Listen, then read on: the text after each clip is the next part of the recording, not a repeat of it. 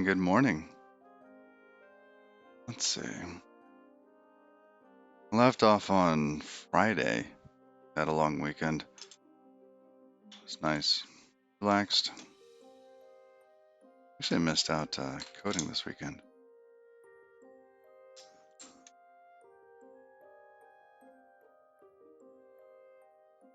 I really did a little bit, but not as much as I wanted.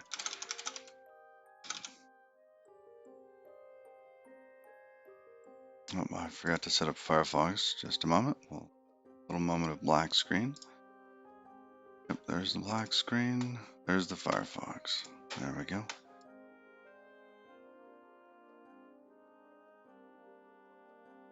Yeah. Everything looks good. Now,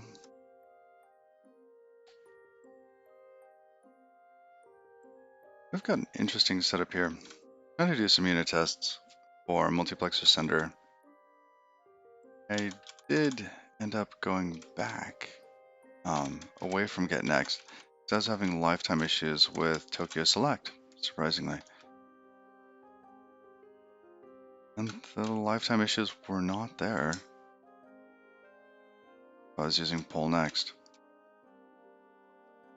One downside of using Pull Next, though, is that it doesn't always exist. It only exists if the constraints are met. I think the current issue I'm having has to do with the error on multiplexer.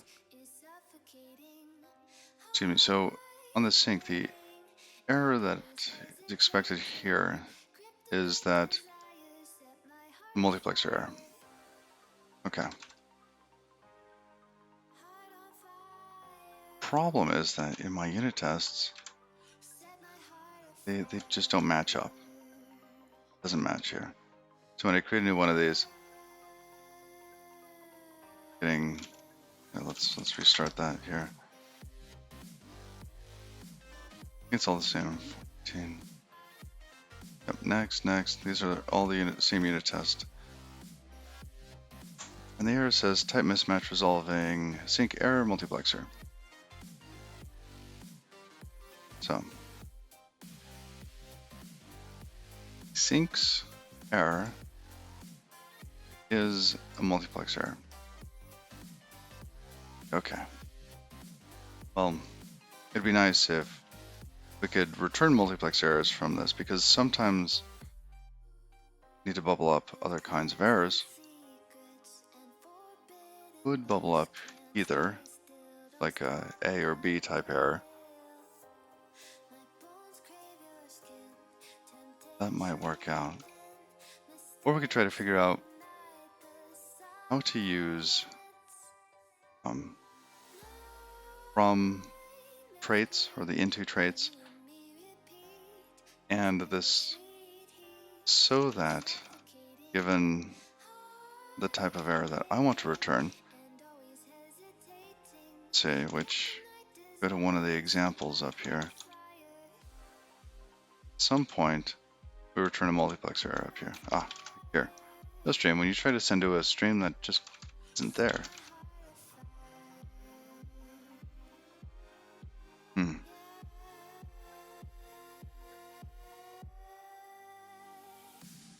Perhaps we should actually look at who's going to be consuming these errors, because if they're just going to be throwing them away, what's the point? So who's going to be calling next on multiplexer senders? That will be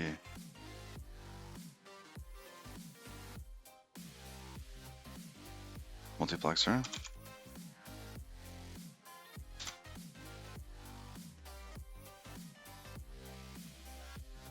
Multiplexer senders is here. Why is it in an option?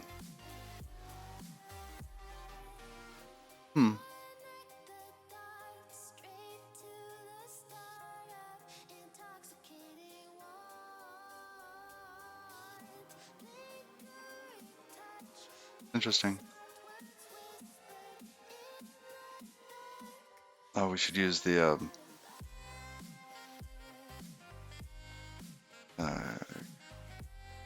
completion what is it? The Conqueror of Completion setup to be able to find all references of this. Is it GR? References not found. Not sure how I feel about that. Self.senders. Fine, there it is. Oh, it's probably just because it's not being compiled right now. Because I have this file commented out in the library.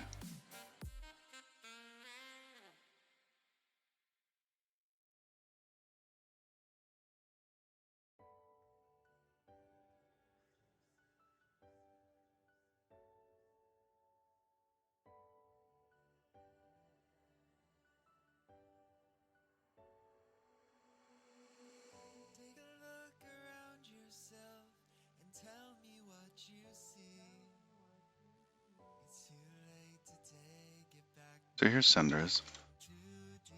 We just continuously log.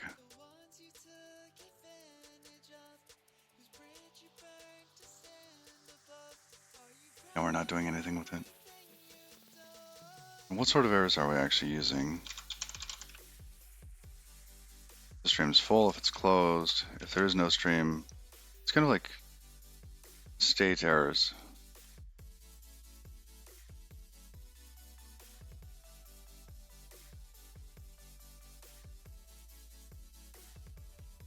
A debug assert could do just as well for those.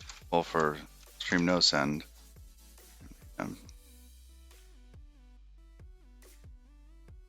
Maybe.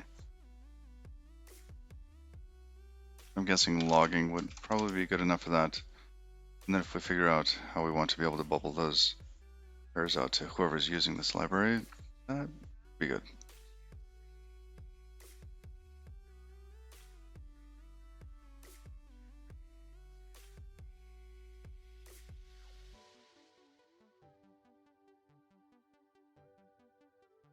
What if it would make sense those actually be like incoming message elements? So if we go to lib align incoming message. So here we have linked add, which is basically the link is closed. That's one of those three things. So what if we had link full? Link dead's kind of silly to have link full.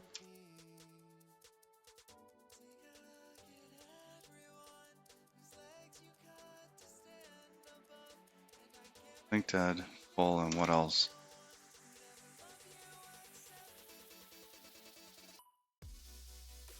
We could give it the message back. Like, hey, it was full, and here's your stuff back.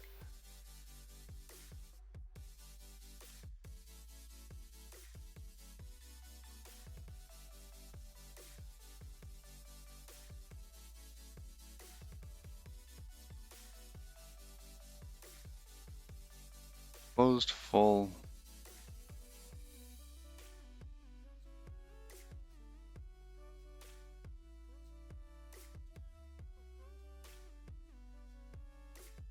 Yeah, because then the rest of these just go away. Never happen, unit error. Whatever this is. I don't think I even use this one anymore. Let's get rid of these three.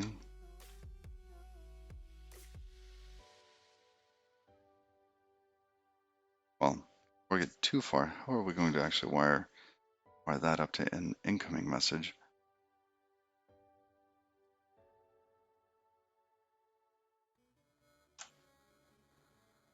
If we were to do this in multiplexer sender,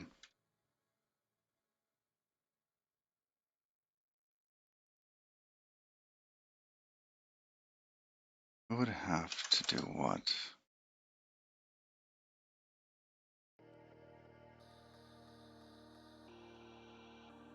Basically, this thing has to have some sort of output.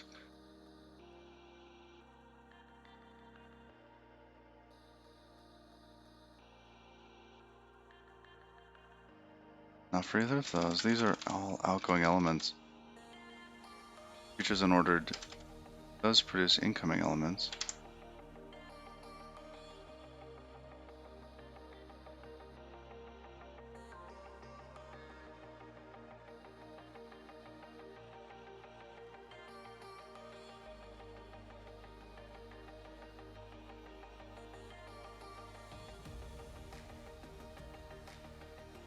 Now here we're really just dealing in the writing part of this system. The reading part is just not here.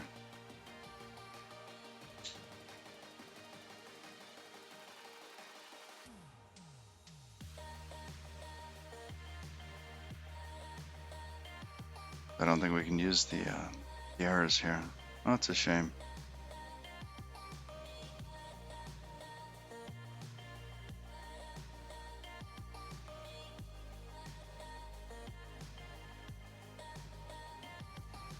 Or at least not like I want to. We have some sort of like error stream or something like that coming out of here.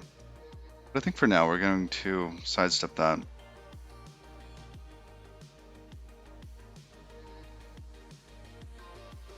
We go back to errors. Going to comment these out. It's too many.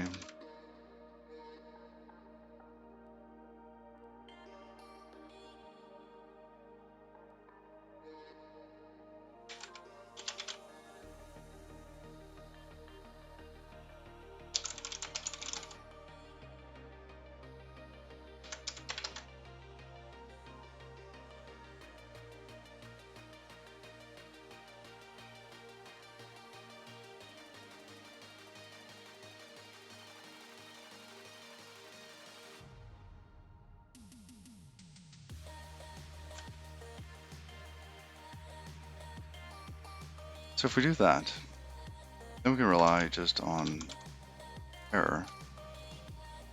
Though we're really not going to do anything except for dump it, we'll log it.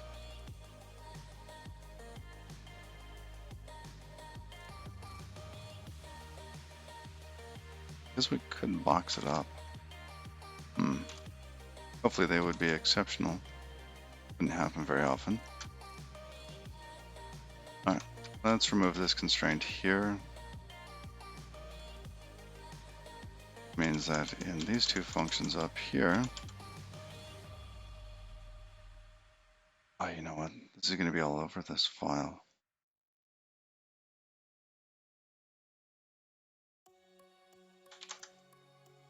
We'll substitute that for that. The entire file there. That's SIR.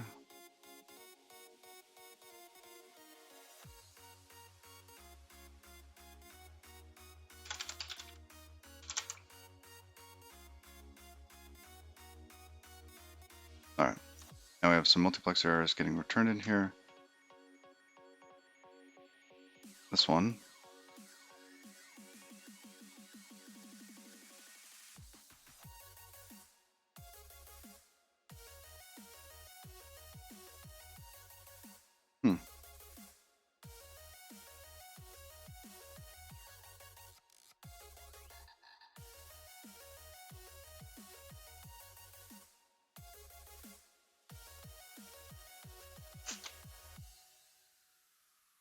I hit the wrong button for multivem.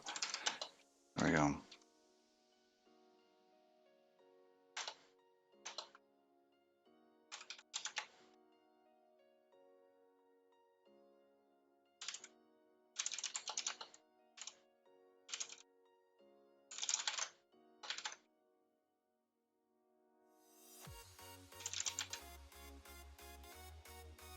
Oops, this one too.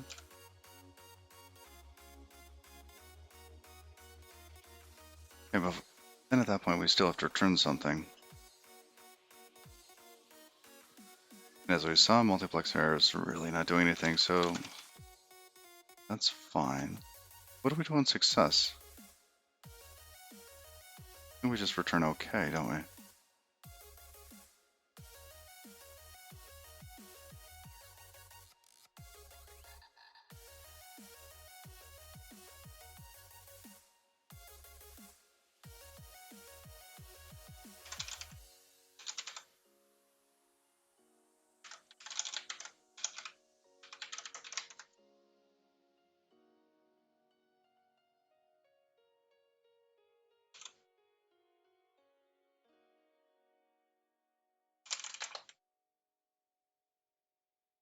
Is this match returning to on a loop?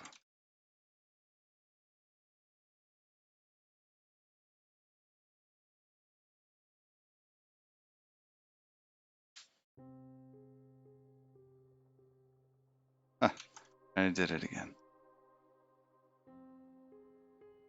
Okay, this fix me.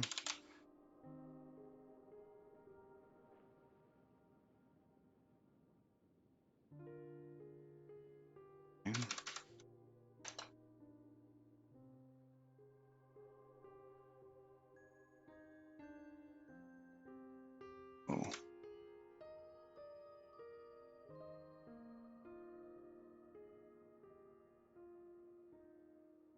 Oh. And just this one here.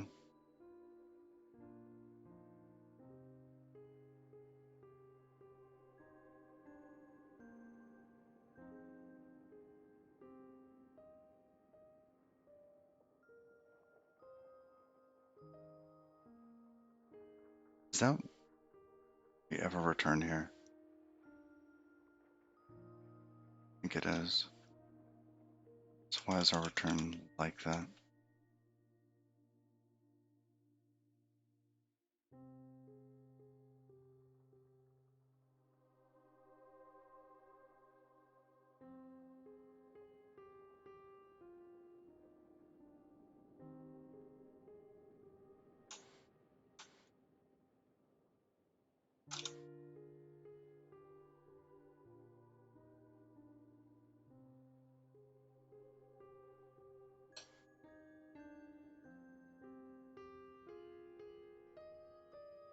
Expected type unit, found type, full option result. Yeah, isn't that what we're expecting? Full option result.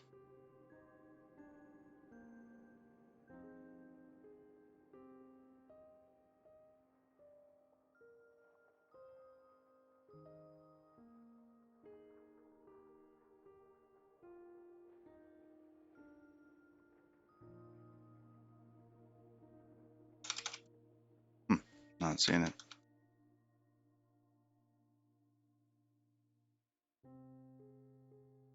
Oh, we've gone on to the next color of errors, actually. Yeah, that list is stale.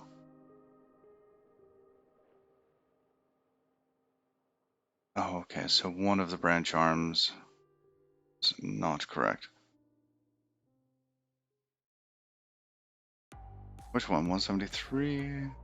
63?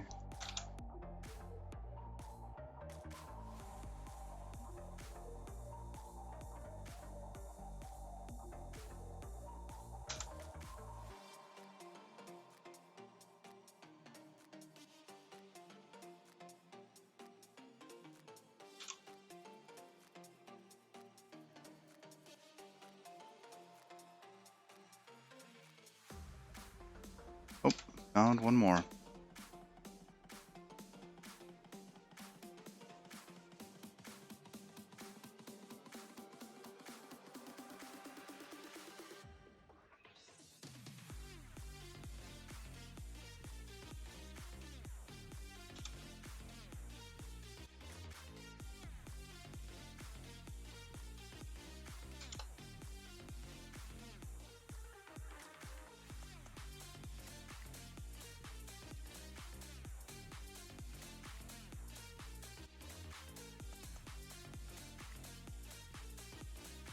High annotations needed free because we never return E.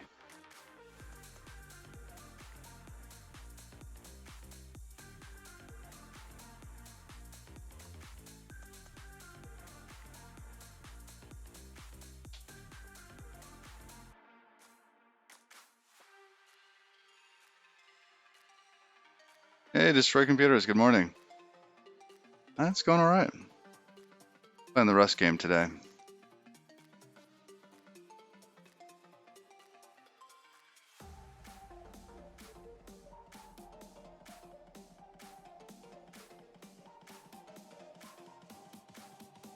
How are you doing today?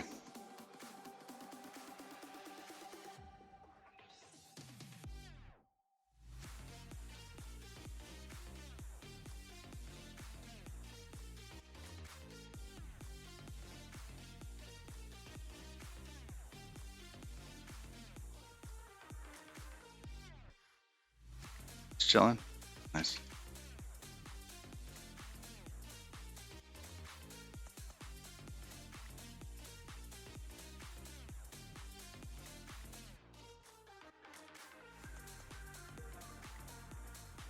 Seems a little interesting. Why is it telling me that it's expecting multiplexer error? Thought I commented every one of those out. Let's double check that. Oh, here. Oh, for the stream. The SI error. There we go. Got a space there. Yeah, it's still the multiplexing stuff. My goodness, why is that so hard to say? But we've made it up from kind of the lower levels of this. And I'd say this is kind of level 2, almost to level 1. Once level 1 kind of integration tests are done, I think this whole thing's done. So, but look at this. The constraints are much more simplified. It's a nice thing.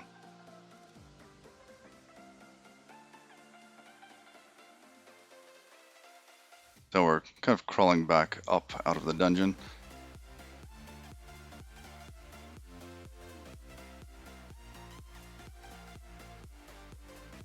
Oh yes, it doesn't implement debug.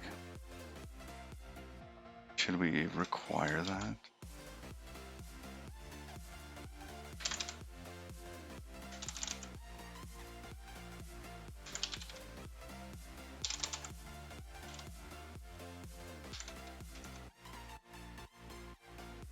There we go.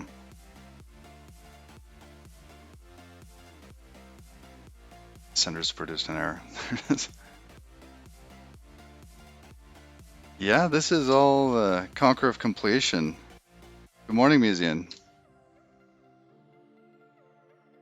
And Philuran Bendy, good morning. Oh, I know. It is awesome. And this whole thing is just amazing. So if I do space O, we get the outline of everything. I can jump to like stream, where stream is implemented and all that stuff. Yep, COC with RA. It is awesome. So if we do space S, we can get all of the types, right? Interfaces, enums, structs, whatever. So the whole project, see that? Yeah, switch to Rust Analyzer with Conquer of Completion. And it's working out so well, so very well. It is an amazing piece of software. So one thing that I was having a couple little issues with was here in this code. I know we turn the lights on for it. Take that comment out. So this little block right here, these lines, it's having lifetime issues. Yeah. So I'm using, since last time you were here, I think I just added this line, but really reduced the constraint bounds, also stripped out the shutdown logic. So basically now the streams don't rejoin and shut down. I think on one stream we actually went down the rabbit hole of trying to figure out what happens when one of these things gets dropped. So that was actually a lot of fun. Yep, just drop both sides instead of that. It was really nice.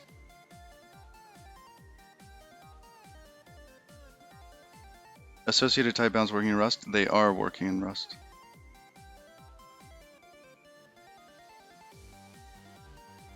So yeah, you can constrain on error like this. And that's actually working pretty well. But here for this little Tokyo blip here, I had to switch away from get next again, because inside the sync tray then, I guess. Oh, true. So I'm actually not doing this code anymore. Oh, sync is an external. Yeah.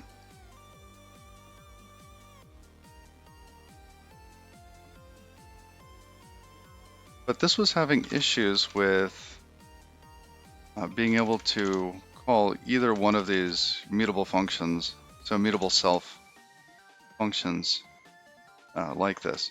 So I've actually gone back to using the stream with poll next and the selects. Yeah, it's the self that's the problem. I'm just going to remove that line so we get color back here. But yeah, it's self that's the problem. I mean, I would like to use this. It just seems so much easier.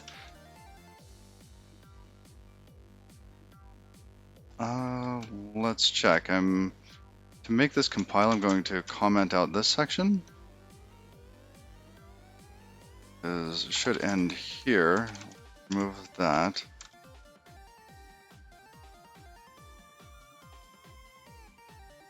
So yeah, and then the same errors are down here if we want them, or we could pull them up in that side. I still kind of prefer the format of these long errors here. Let's see, what is this? Is this the same? I don't know if this is the same error as before. Let me double check.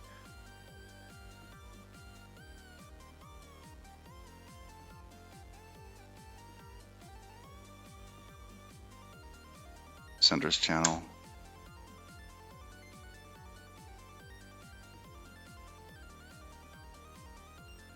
Did I rename these? Oh, at one point I had, okay, that's what's going on here. There's a couple lines that were missing because some things got pinned. It's not there anymore.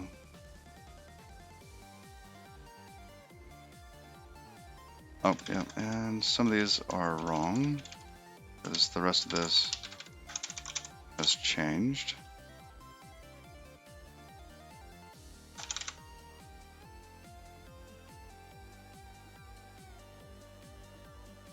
Oh, wow.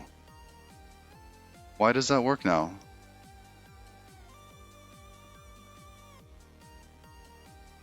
Oh, I said lifetime. Yeah, it's a borrowing issue. I am so surprised at this moment.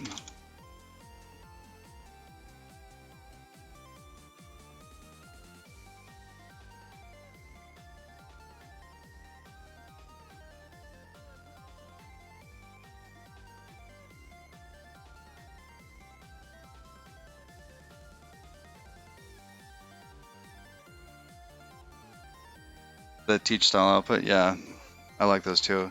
Sometimes these little quick ones, they're nice. It's like, oh, I forgot, such and such, or yes, I renamed the function, like I renamed the function and this other one exists.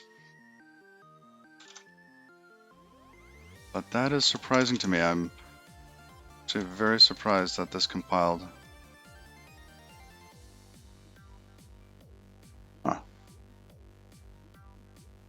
Because this code right here is so much more manageable than this double select thing.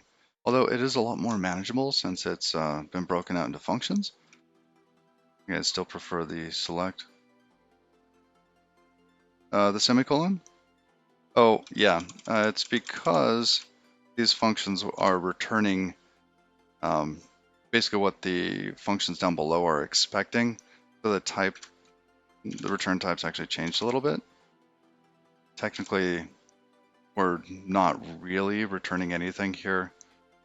I mean, everything is either none or some OK unit, which I need to think through a little bit more. With semicolon returns.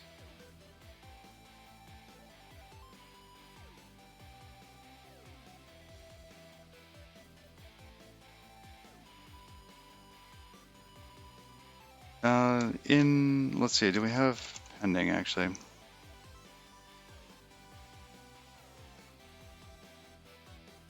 No, not really, not for these situations.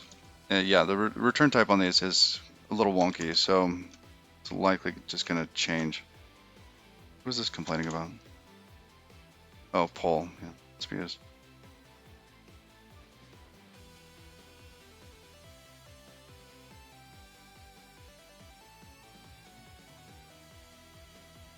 Yeah, that's the other half of this error here.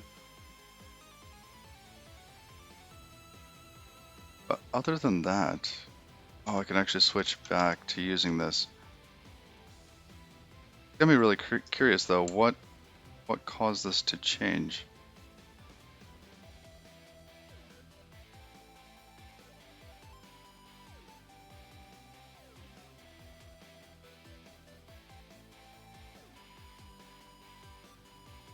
Hmm.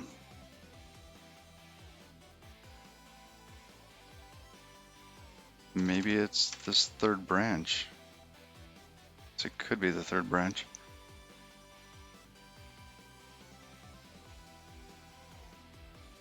The logic in here is wrong though.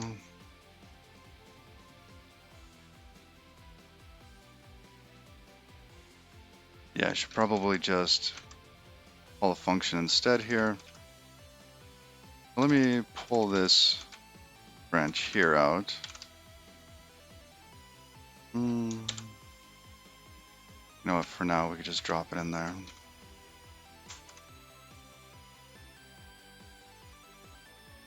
There's none. Rid of that. Got what, one more?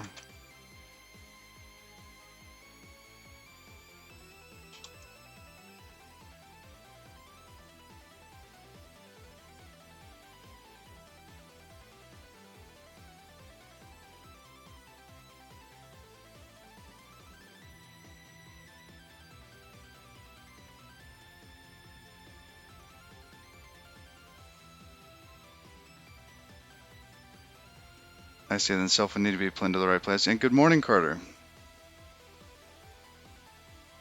Oh, what is the type of new sender? A new sender, this would be a new TCP stream or a new, it could be anything that this is trying to multiplex.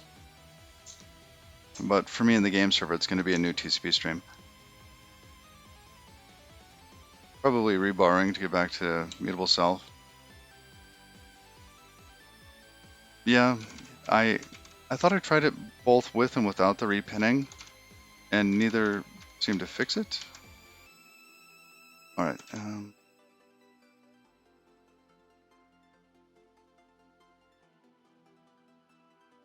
So what are we doing in this case? This is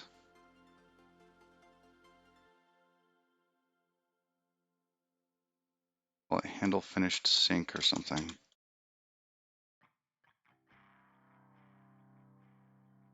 Consistency's sake.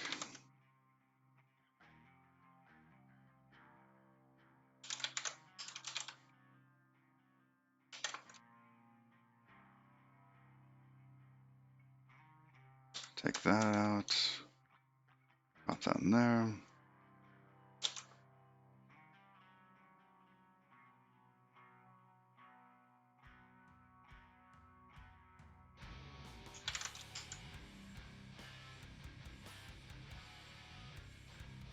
And this will have some sort of type.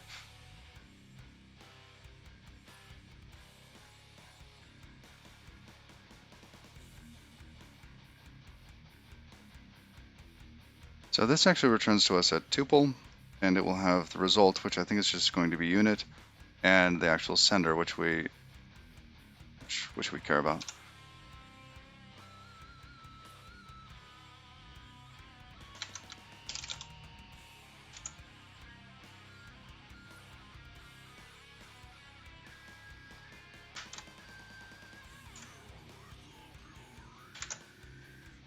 Apt opt.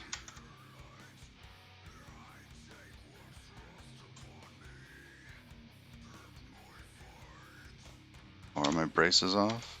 My braces are off.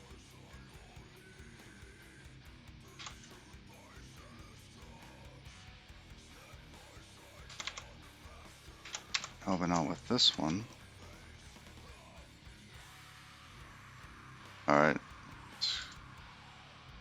On to the next song. Oh, seems alright. Oh, I see. I didn't delete far enough into this. That's why. Okay, now this is self.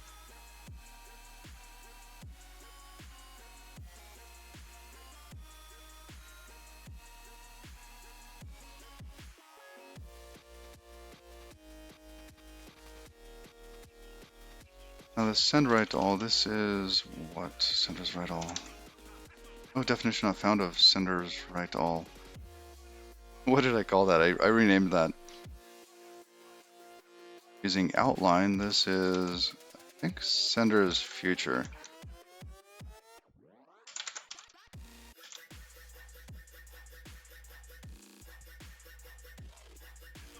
There we go. Now this is wrong. Yes. Option, result, yada yada.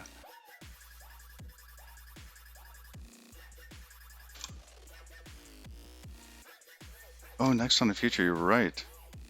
Oh, sorry. It's oh, yes, sender stream, you are correct. We're going to use Rust Analyzer again and commander of completion /rn. Oh, wrong /rn. Rename that. Sender stream. Valid position for rename. Don't buy it. Fine. Go to the outline. Go here. /r. Wrong one.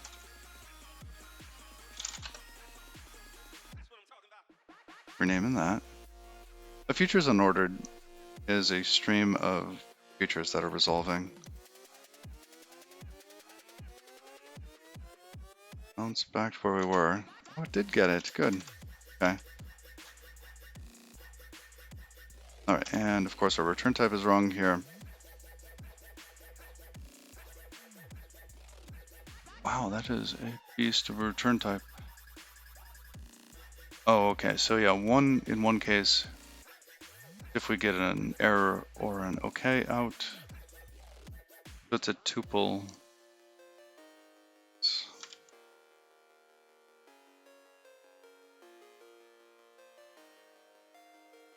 So this will be item of the stream, I think, but it's wrapped in that kind of nest of options and results. And here we get back the send all. Actually, this is in the definition up top, which we'll look at.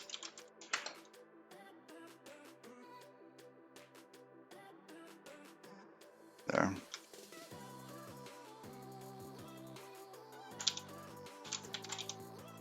Send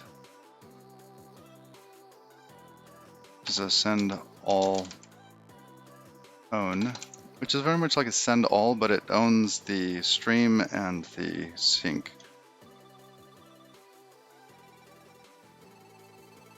Should just create a type alias for this.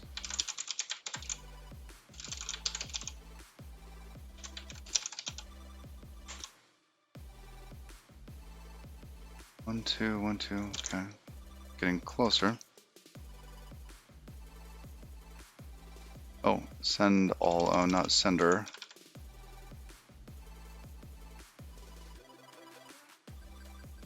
Okay, item isn't correct yet.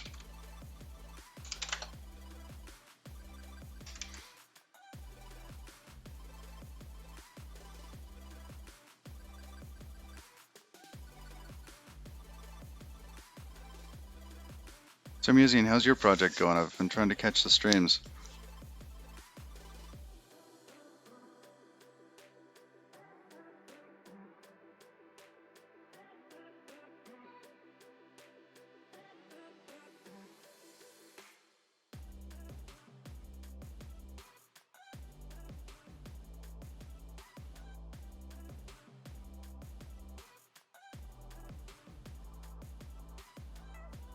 Oh, not really. I thought I saw you working on the Noye?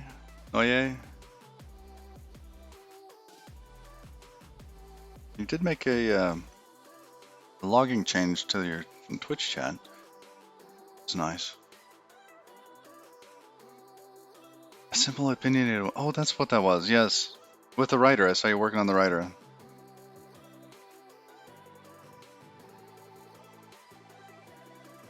That's cool.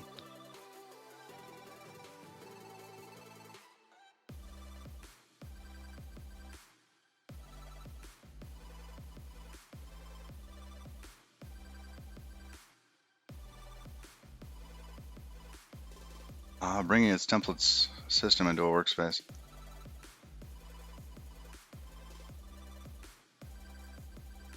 I've been eyeing that template system for, well, the other Twitch stuff. So this was going to be an option.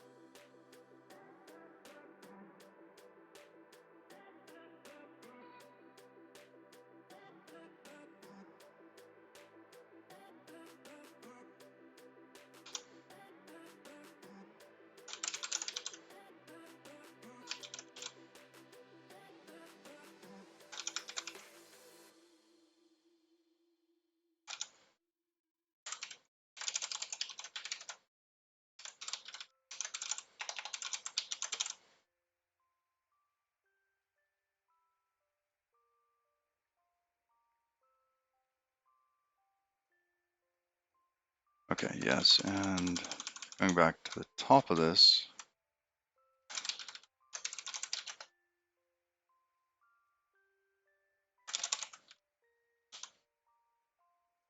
Will let you make changes to how the client run function works. Nice. Oh, what's GIO? I haven't heard of that.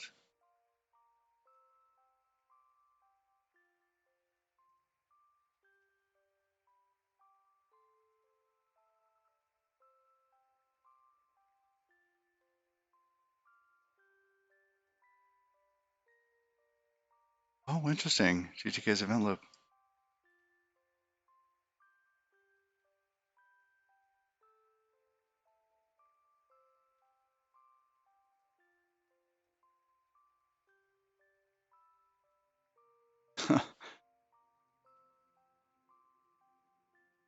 Wow.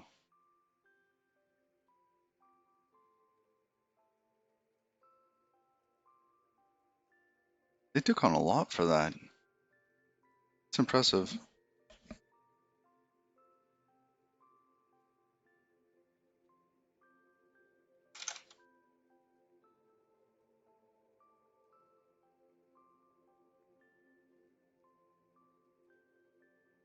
Oh, looks like we missed a spot. 87.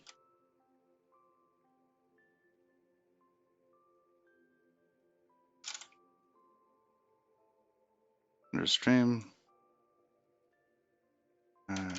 G, go to the next one. Oh, same thing.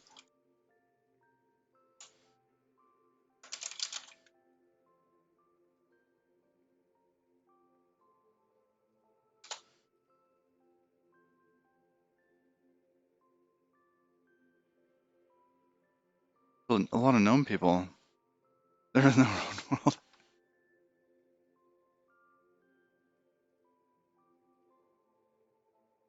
Huh, that's cool. I wonder if it'll propagate into like the rest of gnome and or if it's just used for like Rust integration. Is Rust becoming a gnome thing? Oh wow.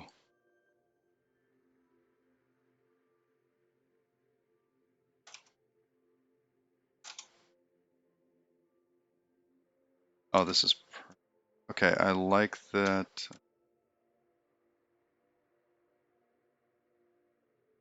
We're gonna keep the next one. What does it get next? instead of this one. One's going away. I think. Let's do a double check. Now we're just calling the same functions. That became a function. Okay. All right, delete that.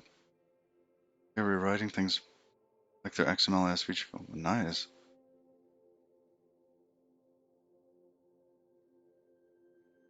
That's a nice way to do it. You can never ever just like swap out everything.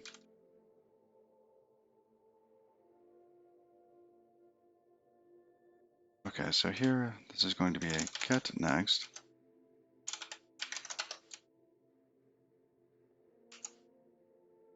One thing that kind of gets me is how quick Rust Analyzer is.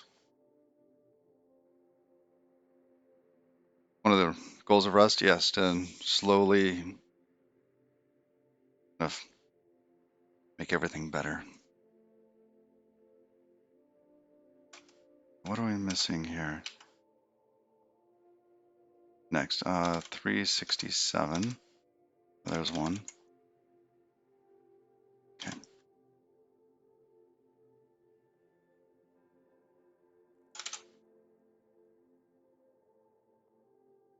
Make it easy to write safe code, drop it in place. Yeah. It's fast until it's not. Funny.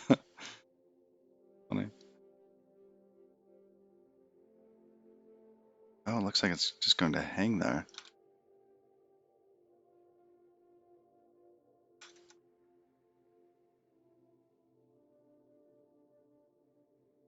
We use this internally? Yeah, we use that internally. Okay.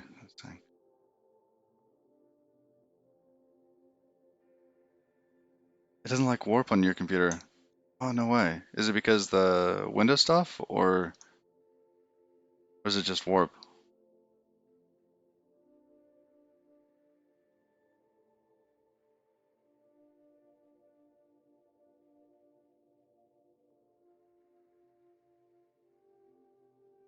Oh, I see.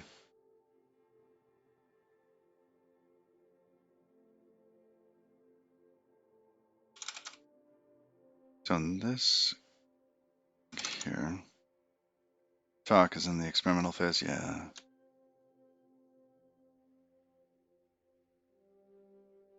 Well, it's been a pleasure so far for me. Just improved everything.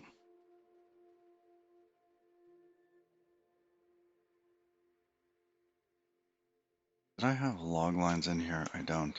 Oh, I do. Step 1.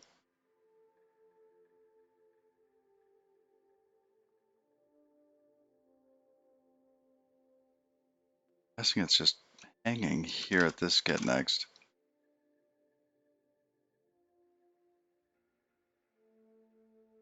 Before and after.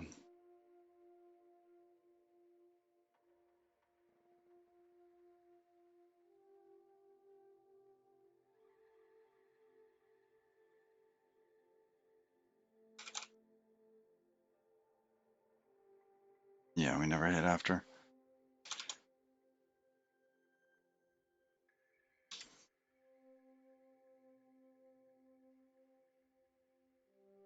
Actually, what are we expecting this to do? Let's see, pull the system so that it can move stream ID back. Hang on, okay.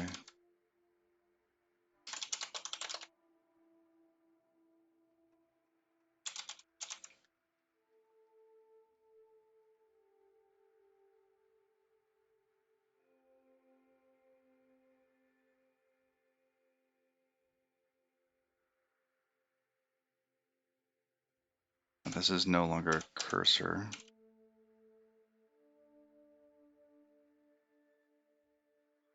Oh yes, and I started using the Futures MPSC channels because they implemented sync for their sender.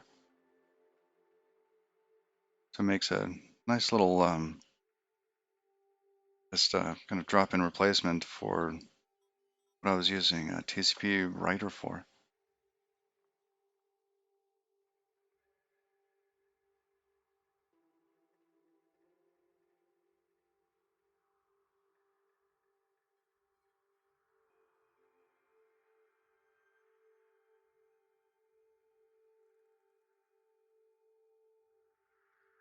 it wouldn't work, really.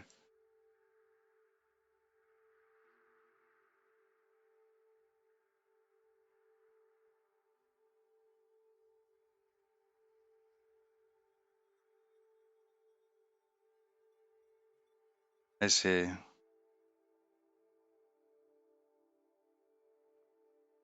also thought it was neat how they did their basically their send futures channels. I also thought that it was odd. So somebody was asking why one versus the other, and I just went to go look at the futures one because I wasn't familiar with it. And what struck me as like so different from the Tokyo one, that there wasn't any sort of return type saying that, it's closed, like the other end has been dropped. It seems like such a natural signal when using a channel to say, no, the other end's hung up. I didn't see how to get that in the futures one.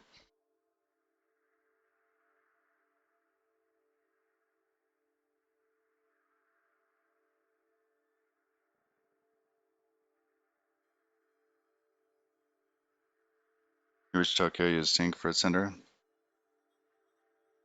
Me too. I do too.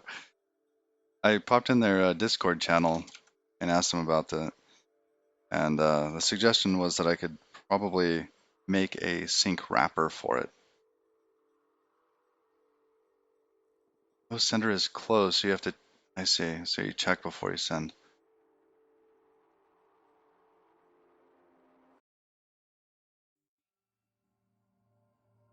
But I guess that still gets you into the situation that could have been dropped. Like, does the Tokyo one handle the race condition of the check and insert?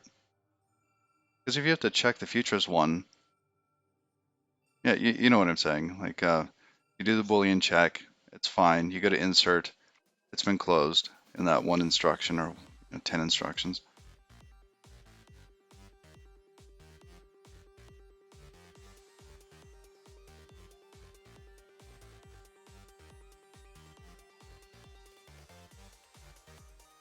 Time of check, time of use. Yeah. Time of check, time of use. Need a flashcard for that. Where's my mail to self?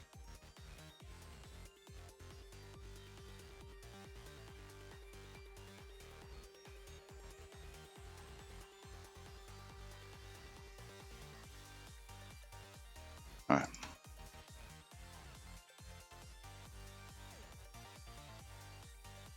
Which returns an error, which lets you check if it was disconnected or full.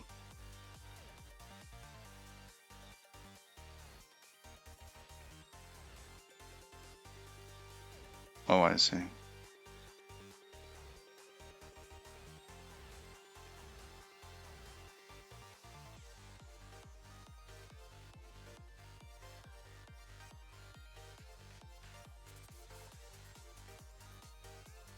I like using flashcards and jump ropes. Jump ropes. Oh, thank you. I will include that in my link to self.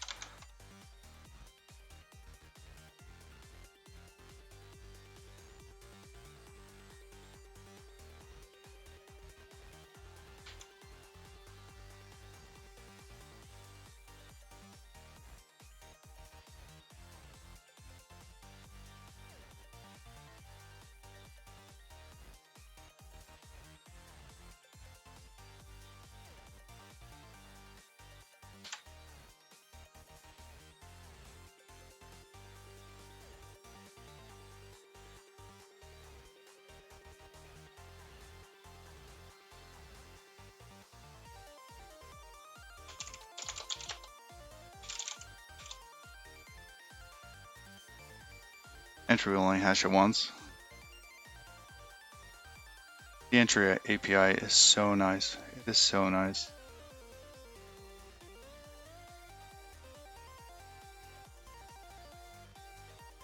It really is.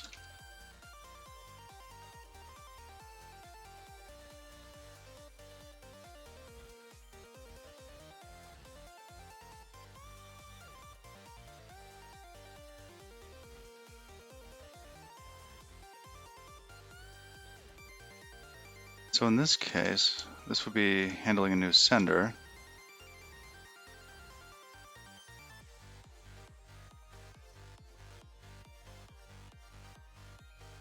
Which it doesn't seem to be doing. Oh, received a new sender. There it is. Okay. New sender equals sender. That's so helpful.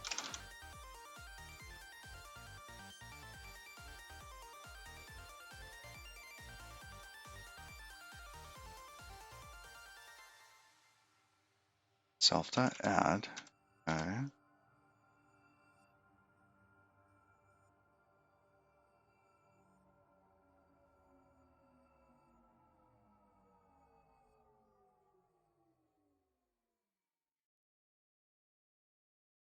Let's go back one.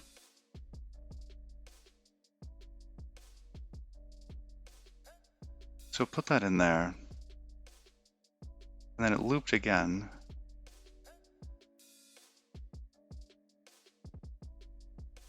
Why didn't it make it out of that? So it's sitting in here not doing anything. Or, no, it's looping on this infinitely, isn't it?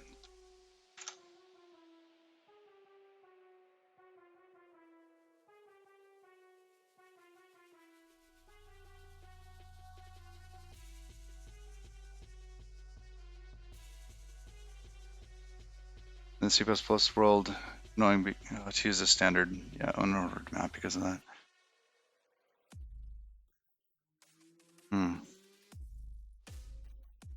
Oh, what is it waiting on?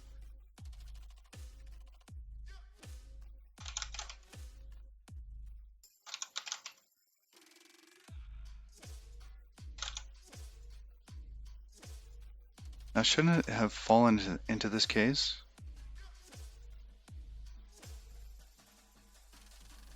Interesting. But it didn't actually return out of here.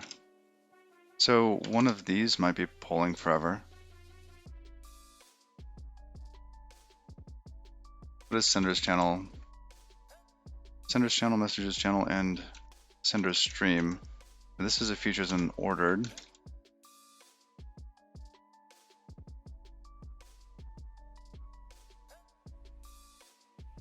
And all we did was add it. Returning a poll, why? It doesn't need a poll, to be honest.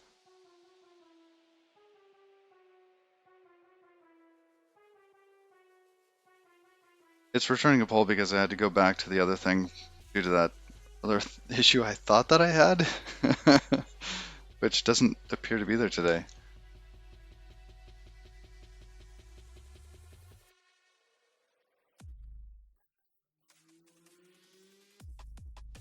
But I think these things, like,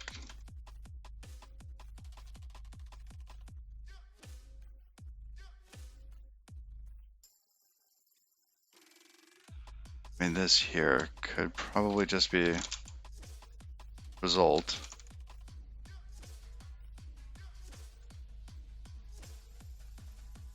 I mean, this here, I don't know what I'm really going to do with this.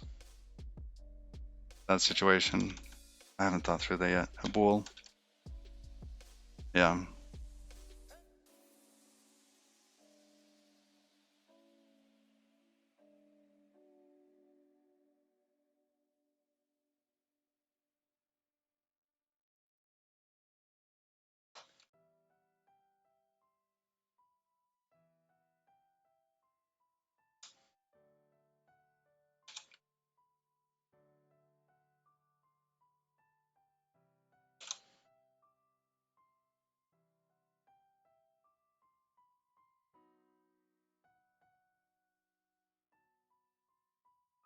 Same thing here.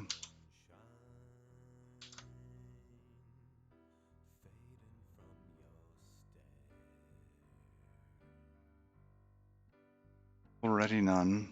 Yep, false.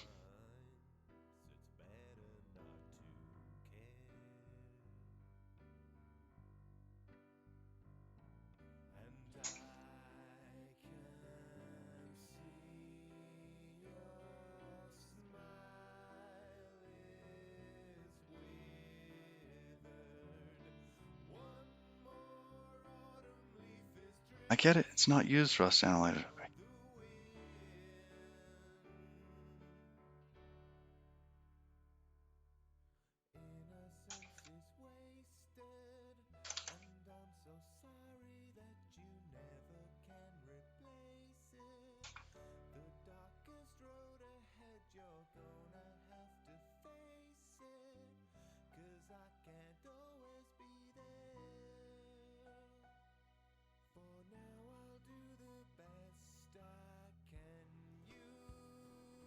Oh, test allow did code. Yes.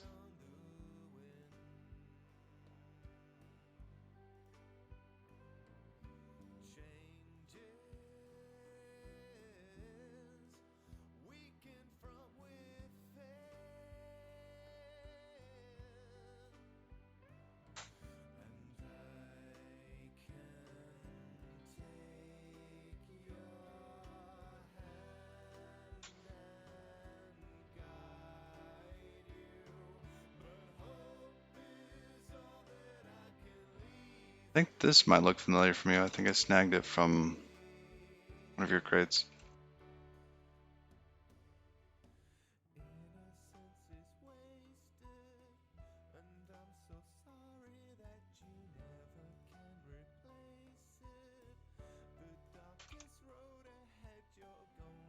Oh, mismatch, yes. True. That's your lint snippet. Nice.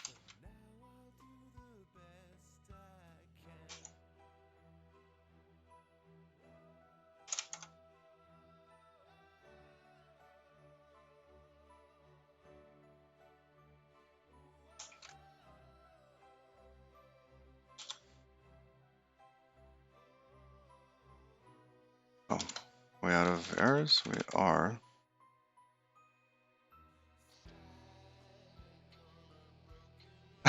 That's funny.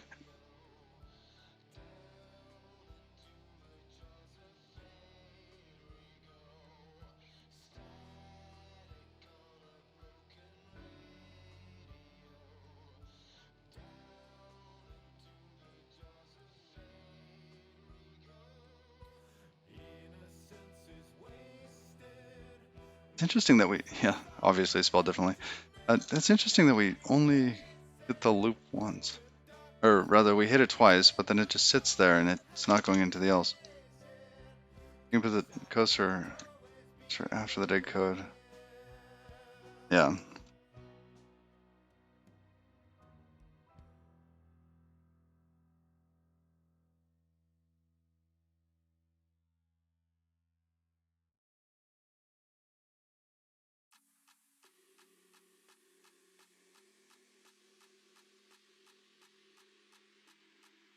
Those two are actually gone. Either. Oh, and quick fix works as well. So if I do a /q, oops, wrong /qf, deletes it. It'll also insert. It'll insert use statements at the top if it knows what it might be.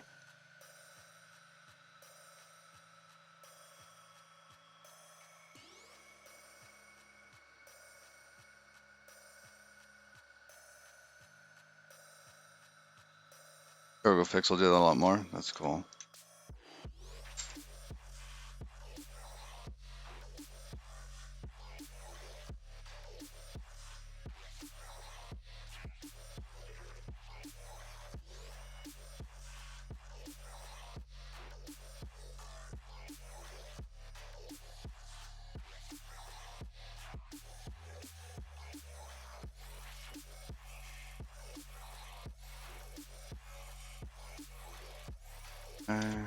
It's fine.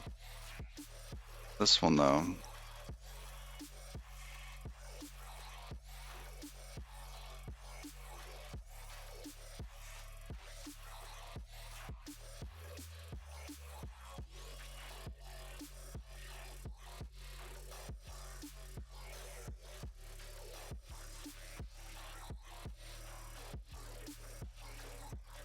This one does return pending.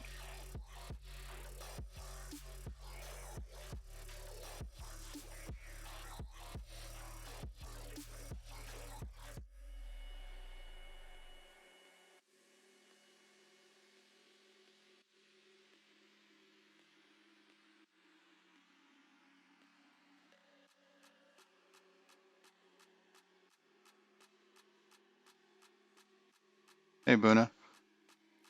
The game is kind of a mix between kind of Don't Starve, Sunless Seas, and like 1 Hour, One Life, where you have a resource collection, kind of adventuring, where you can go off and kill things and whatnot. It's the setting is kind of procedurally generated islands, and you basically start on your own island, and it's the concept is basically you navigate throughout the world and you build up a map. Um, but each player has a different map because, well, it's just kind of how it's done. So everybody gets like their own trade routes and whatnot. And the death penalty is really kind of light and heavy at the same time. And that while, like, if you do die in the game, all your stuff ends up on quote unquote your own island. I want the world to be kind of have that, of like if you fight really hard to get like certain weapons or armor or ships or whatnot, like sure they end up, but the one thing that you do lose is your map, and your next of kin has to start exploring, and when you go north from your home island, you end up at a different island than your previous kin did.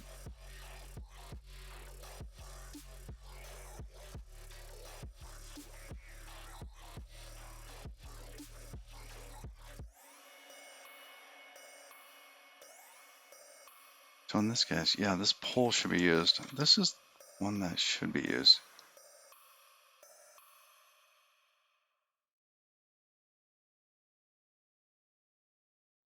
What should I do with that?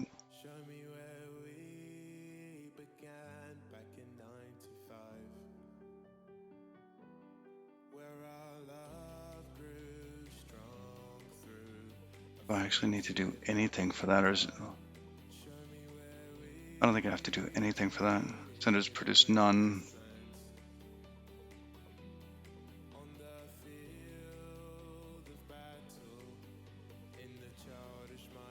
Yeah, I'm thinking that the pole pending here is actually dead. Like, I don't even need it at all.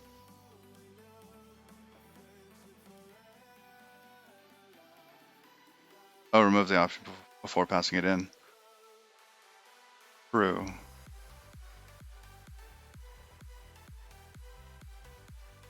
Level of design and character. The worlds currently do have some really kind of rudimentary islands being generated.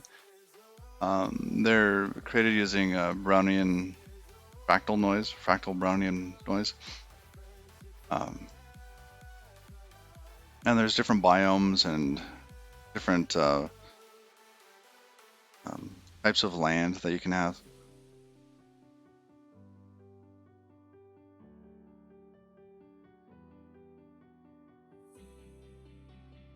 So what does this actually do? Look at that.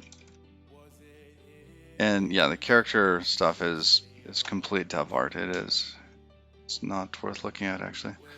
But you can actually see it if you're curious. I think there's a clip of Connor. He's like this little pixel art dude that wanders around.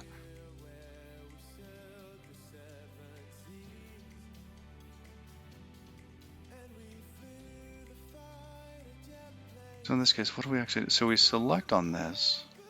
We're getting the next stream. Want the outgoing messages, right? Self-handle that. So yeah, in the case of none, we don't actually need that.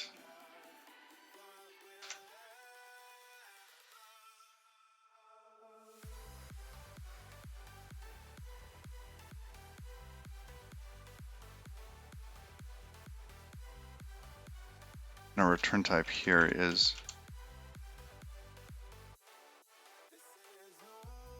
Why is this even an option?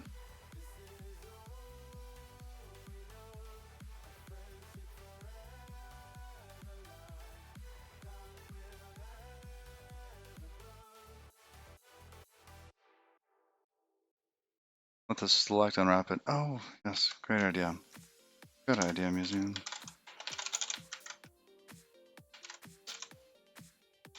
So we do some there.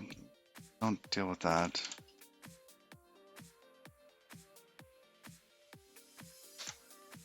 take the option off. Oh, but it's still a tuple.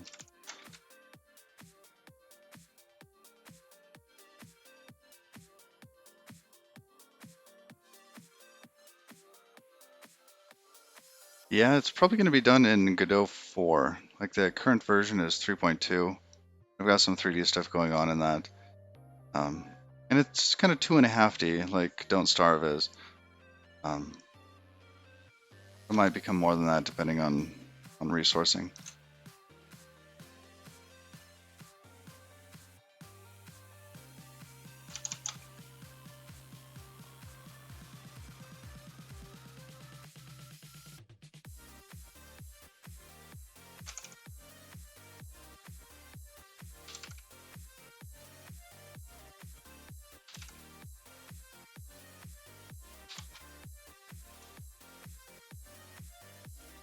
Oops. Wait, what? None, some. Yes, we have tuples. This one looks off. Yeah, the two.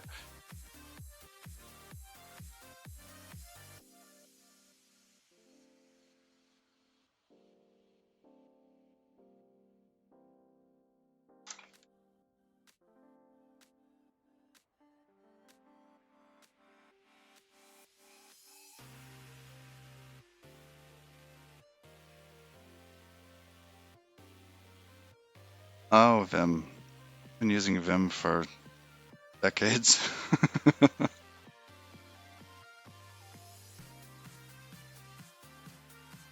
And we can just return result. Oh yeah, absolutely.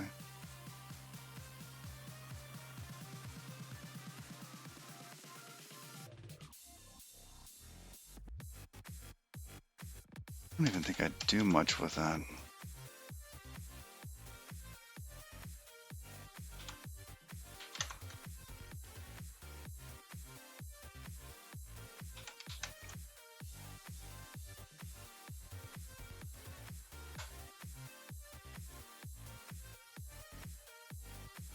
Site error, we're only ever returning that. Error into, I think all we do with this is log it. Actually, that type can stay the same. It doesn't need an into there.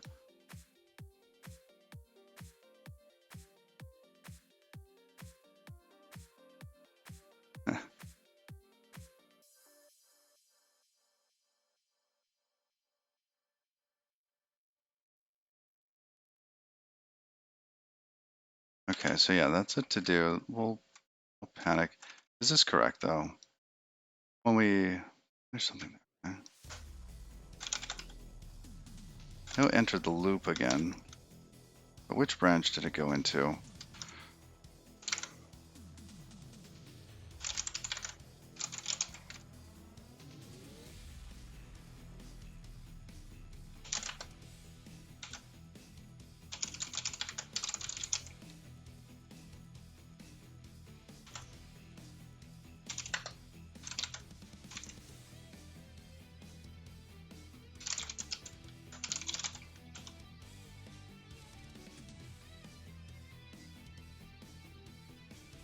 Okay, I'll add the debug assertions one. Thank you.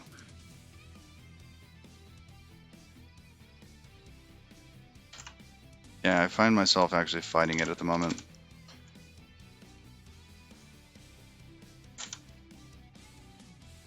Trying to move the cursor.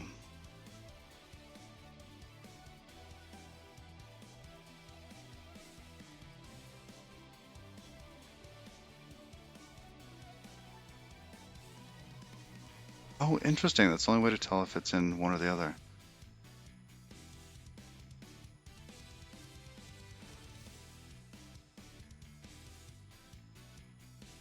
How long do I think it'll take to finish server development? I think maybe in a month or so. I don't know. We'll probably get back to doing some of the client side work on this. Because once this is done, we'll push that crate out. Try to get some feedback on it, like some more feedback on it. Because one of my goals during this project is to get better at Rust. And in fact, Museum's been helping me a lot with getting better at Rust. I really, really appreciate that.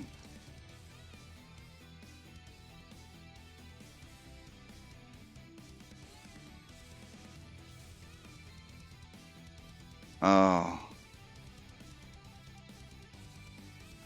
It's a bike warehouse. No.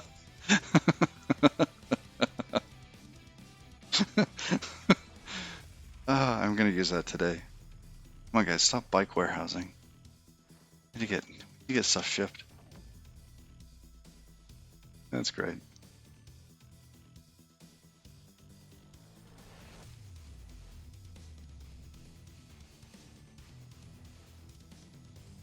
Museum's got his own kind of Rust stream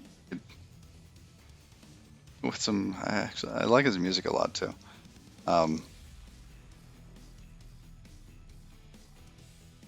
But yeah, it's fun to watch him work. It's like a master painter, just like working on a canvas. You're like, damn, how's he do that? Very quick iterations. Amazing. All right. Loop. Why isn't it telling us which branch it entered? You're still learning Rust. Oh, I'm afraid that Rust is that big. I feel like what I've been doing this, what, 5 months now? And like, I keep thinking, like, how would I explain to somebody, like, what level am I at? And like, well, I don't know where the top is. And I don't know how to, like, I imagine the top is like, Nico and like the compiler guys on Rust. And it's just amazing. And it's changing so fast, it's hard to keep up with. But it's changing quickly for good reasons. I really like the pace of it and how often they fix things. And so, where did our log lines go? We should have had another log entry. Did I not save the file? Where are these? Oh, that's weird. I guess it could be entering this one, like the none, or the case where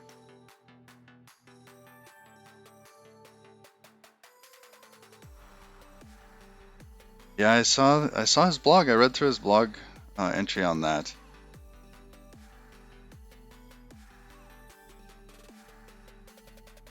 Wasm, nice. Oh. Oh, that would be amazing. Of all the WASM stuff that I find interesting, I think using it on Cloudflare's edge servers would be the most impressive. Yeah, that to me seems the best case for it.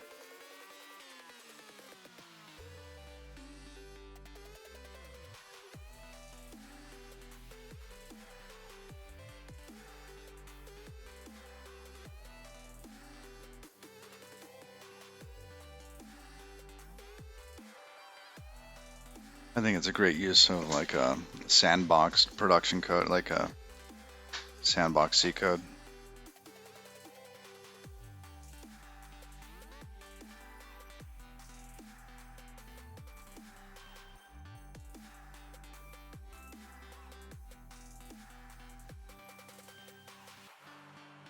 Well, I'm glad he's still involved in pouring some tea.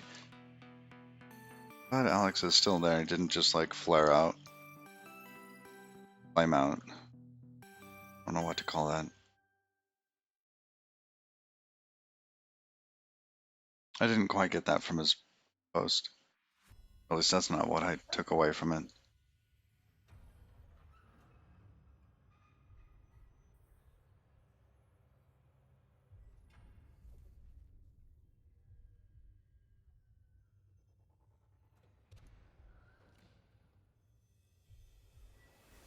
Just refreshing his focus onto cargo.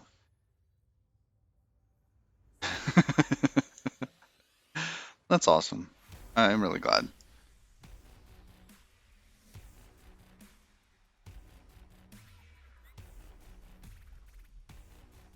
So I do find this interesting. So we get this loop entry, okay, in a log, which is here on 275, but none of these other tracing lines get hit. That means, and this else didn't get hit, that means that it's probably falling into here in the none case. Is that where that would be?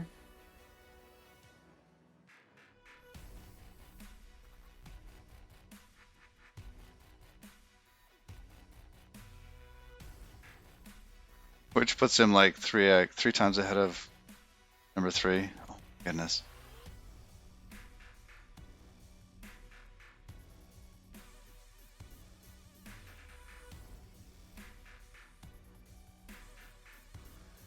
It's just behind the commit bot, the merge bot, which is amazing. Wow. So where do you think this is going? We hit this line here. Do you think it's this sum none here? Okay, it branched into that case? But it's not looping over and over and over again.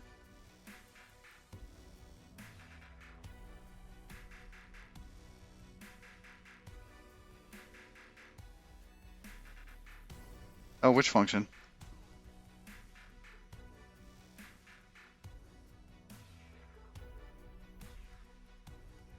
Yeah, it could just be like...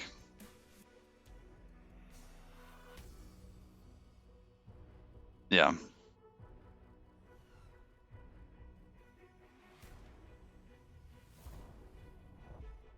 It's like process or consume or run, yeah. Run to completion's pretty good. Naming is so hard in programming.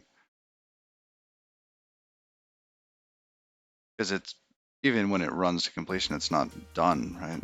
You'll get another event eventually, and then it's got to do it again.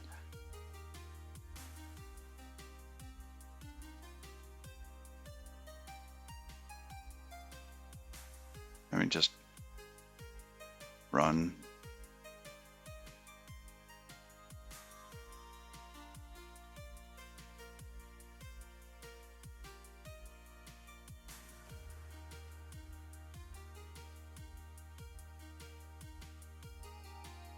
Oh, you're right.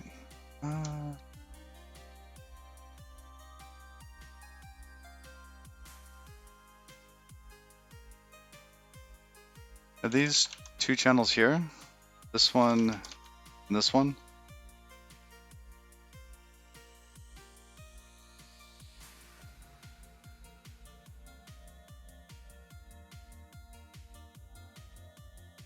They'll keep that loop alive until they're dead. Okay, so I get that. Run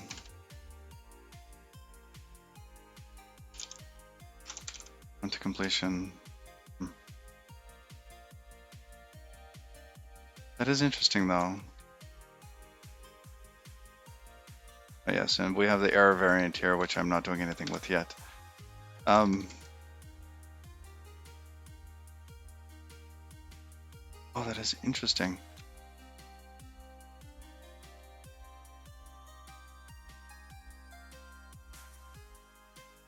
So, arguably... Okay, hold on a sec. Okay, I don't get it. Okay, I gotta take a step back. This loop will iterate forever, right? Else only hits when all of the futures have been fully resolved. Nothing else can happen. So if you want to break out, you need to handle that state in the arms.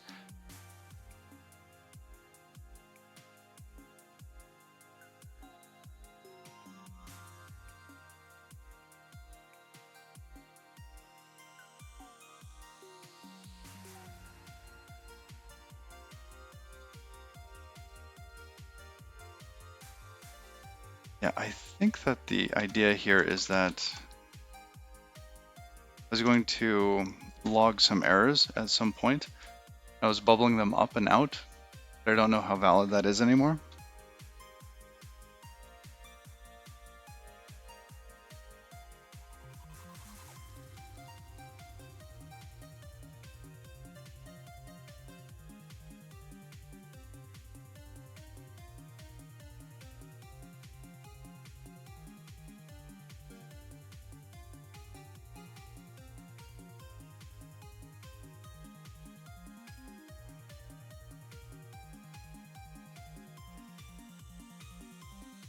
Yeah, basically determine what are the invariants.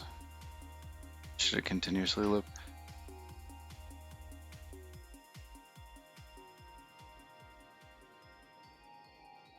Oh, async functions are weird. Interesting. Huh. So just to see where this is being used, this is being called from multiplexer. Here, it's also like this while let sum thing.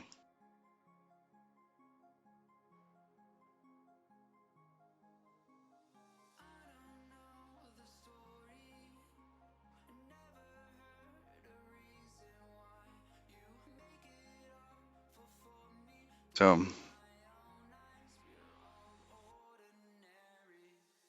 I think so, except it's really funny because that's not how I'm treating it. I'm actually treating it as though it should like take a single step, right?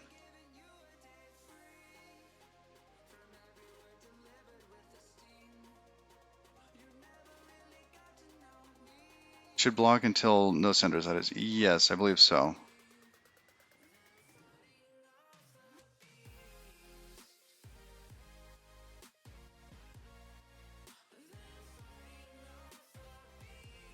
I think I was treating it such that this would return at some point. Maybe, you know what? I think when I wrote this code, it was like 3 or 4 weeks ago, and I just haven't thought through what I want it to be.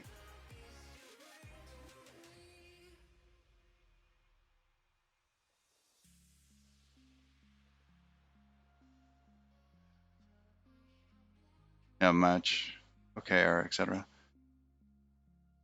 Room. So the unit tests down here, which if I'm going to go that route, then really I should set up some sort of spawned element in here to treat it how I'm actually using it in the other location. So once I have multiplexer senders, see, I don't think I'm actually doing anything else with it. Oh, I wrapped around in the file. Let's take a quick look. Yeah, all this is doing.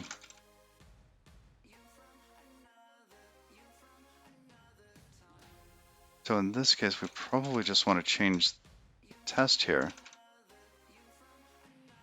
Mimic how it's really supposed to be used. Just run it forever.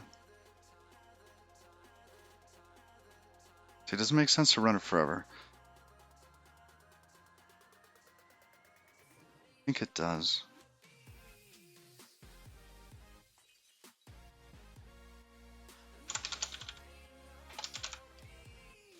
So if we do a spawn, async move. What? Could have a counter. Bro. Channel as a counter.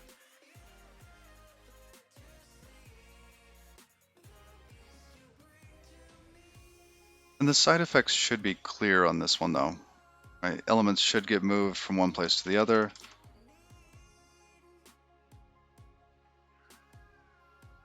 Oh, what am I doing here?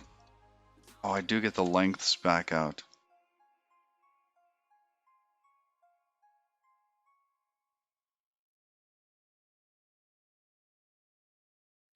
Yeah, we need some way to inspect some of its internal state.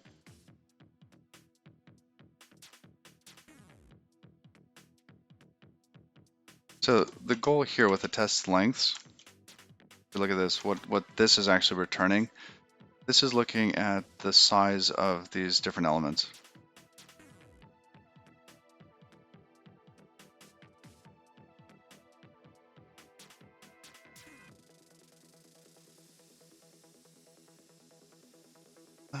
Yeah, it should stop running if there are no more senders.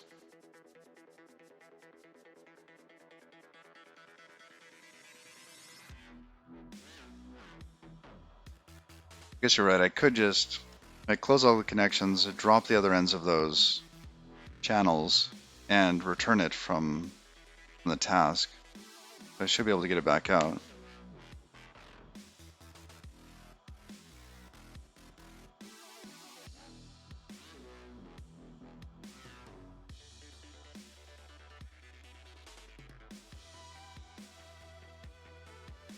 Yeah, when there are no more senders, and I guess here I had been looking to see that the elements were being removed from the hash maps correctly. So I want to make sure that when a socket goes away, that the channels are removed from the hash maps and that the socket is removed from its hash map as well.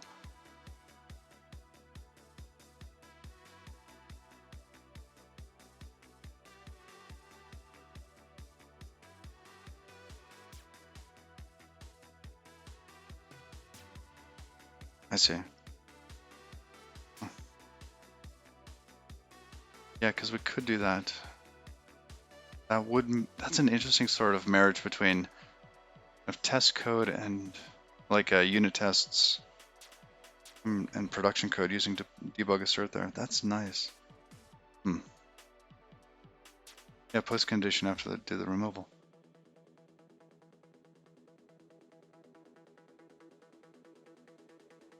Okay, let's try that. So in this case, we'll take this and centers.run into completion.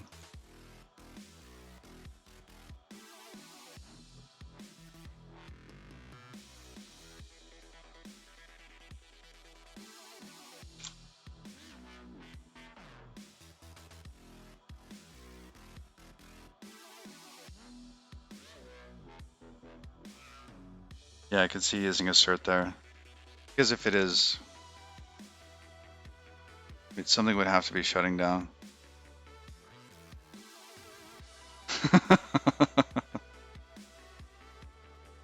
Especially with kind of like a, I don't know, like a young crate. You want to get feedback, right? Like, hey, it crashed here, and this happened. You go, okay, I'll go fix that. Thank you.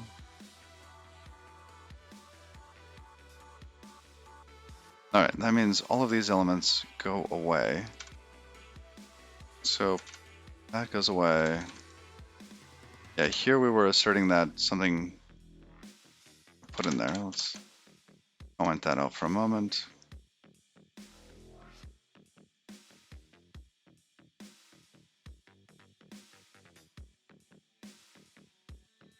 Okay. My steps are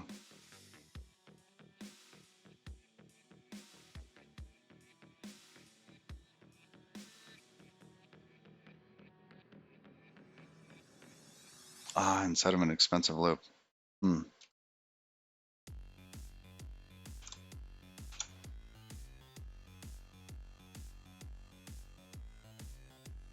occurs here. Am I still using that? Or am I using it?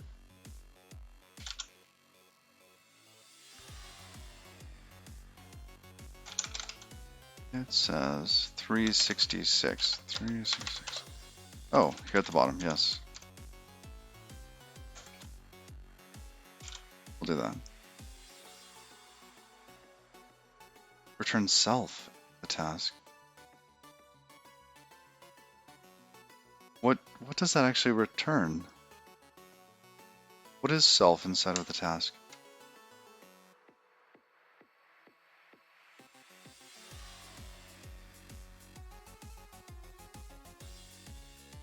Are you saying like here, self?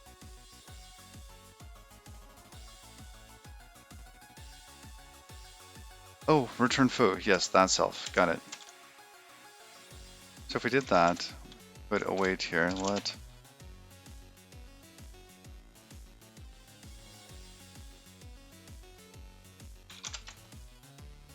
join equal to that.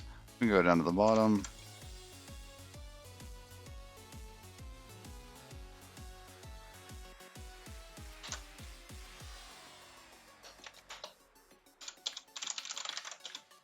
How many unwraps? I think it's just one.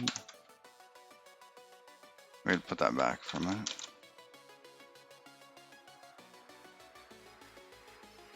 Expected semi.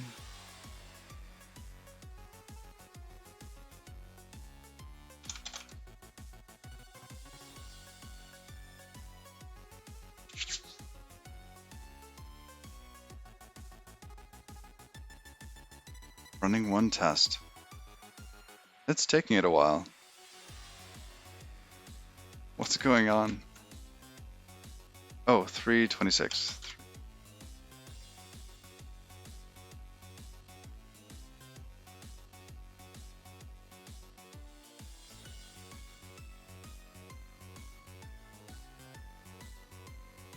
I see, yes, that is asynchronous.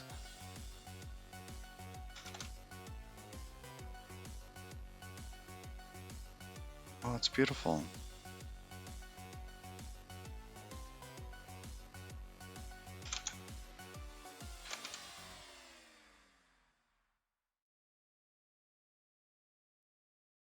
Does that need to return an option?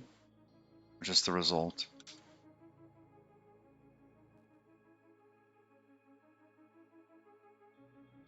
Yeah, that return type's just all wrong.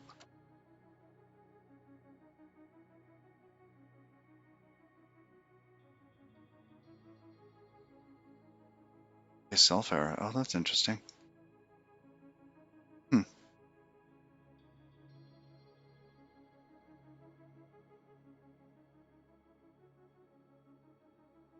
Kind of consume self, return self. That's a neat pattern too.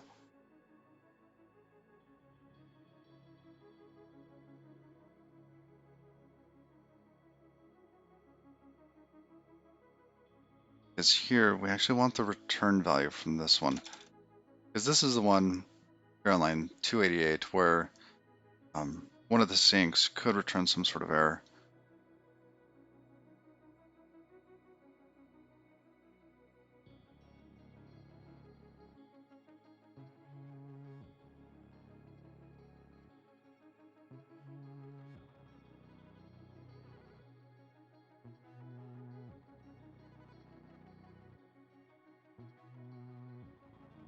I wonder though, if I did get some sort of I/O error, I don't want to shut the loop down.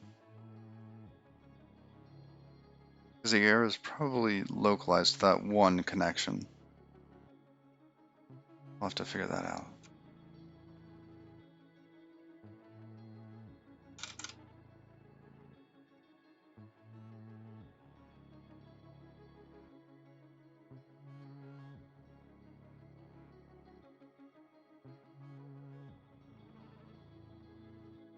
Oh, and that didn't shut down because our channels still exist here. So message, sender channel and message channel.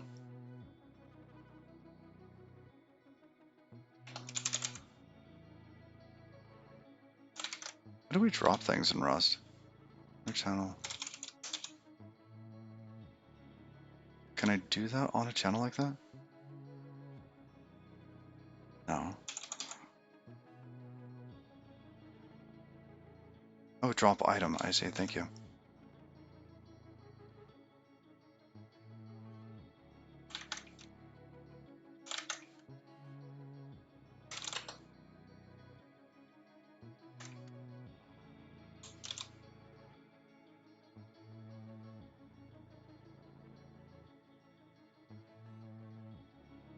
Oh, moves it into a yes.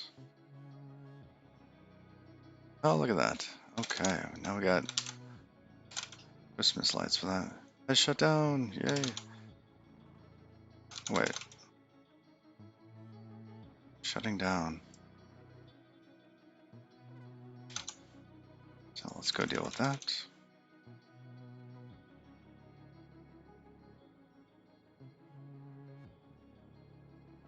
So if this ever returns false, to return.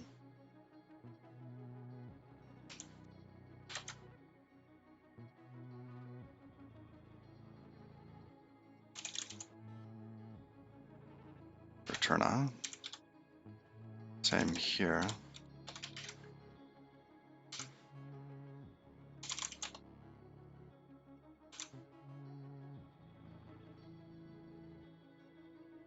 returns something. Okay, let's get rid of...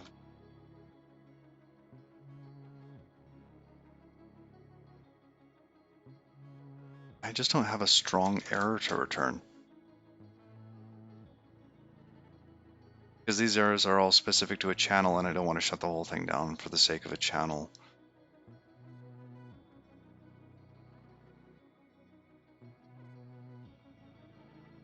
I mean, yeah.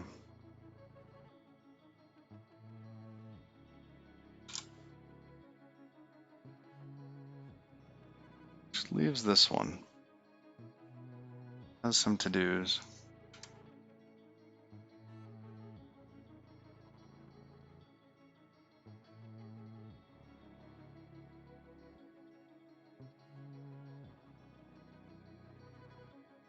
Let's just delete that for now. Come on. There we go. Cool. To-do, error.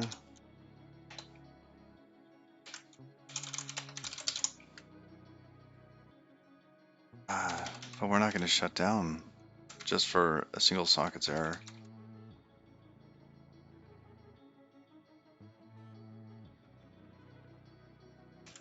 It's not going to return anything.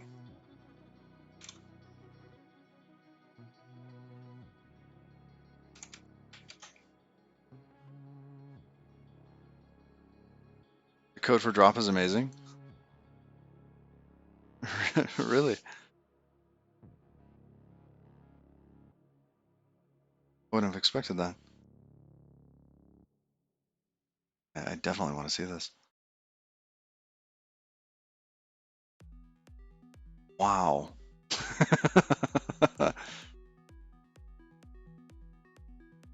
I love how it's inlined.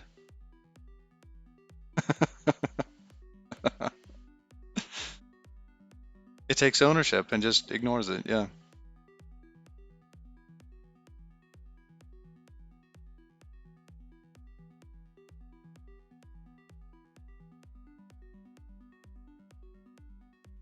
Oh, that's an interesting test. That is a really interesting test. What does this code do?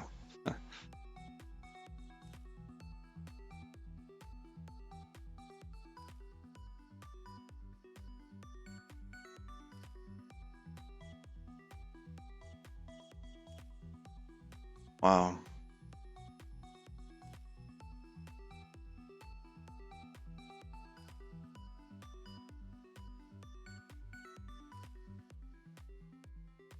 I love this documentation on this. It's amazing. Dispose of a value.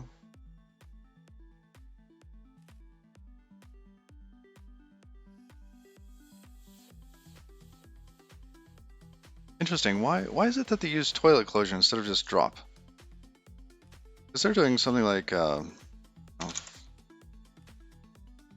they'll do like map and then have underscore. Alright, they'll do that. But why not map the drop? It's one character more than just passing drop.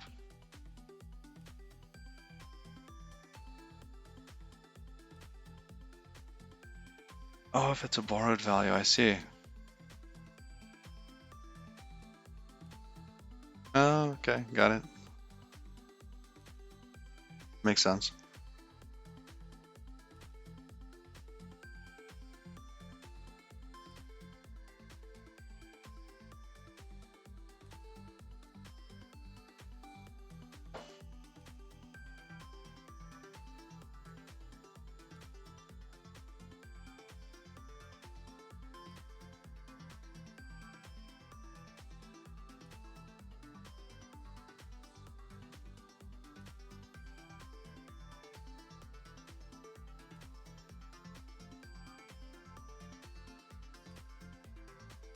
You need to tell it if you want ownership. Function fn1 by conversion by the compiler, otherwise it'll try a function which uses a borrow.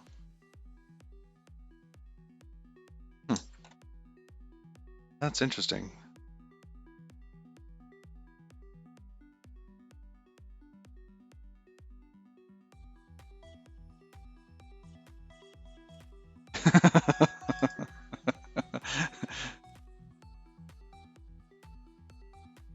Yeah, I'm actually still trying to wrap my head around it. It makes sense. Like, I'm understanding it. I'm just like mapping that, imagining the code for one case versus the other in my head. I have trouble doing right now for either one of those cases. But I understand why drop wouldn't work there. Because if it is a borrowed value, then you're dropping the wrong thing.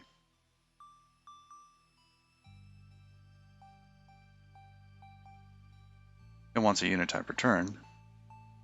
A unit. Oh yes, I did curly braces, didn't I?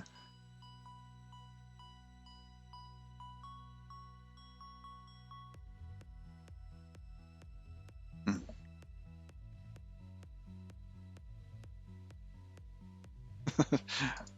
Love that operator. It's so funny. Whatever function type fits for the T there.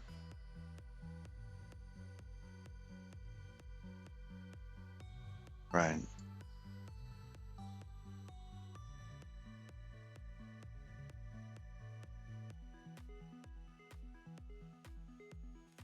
Alright, return type there works. Let's see if this runs. I lost my mental state. I like the drop code though. Shutting down, running. One test passed? Boy.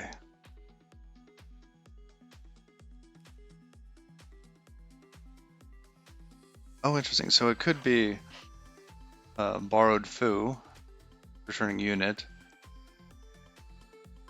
while drop is explicitly foo. Yeah.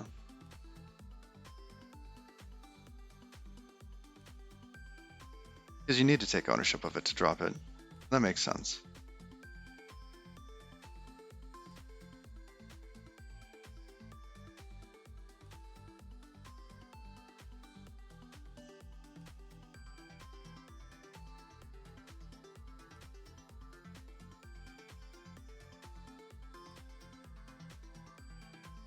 Borrowed T, T, and exclusive borrow T are three different types.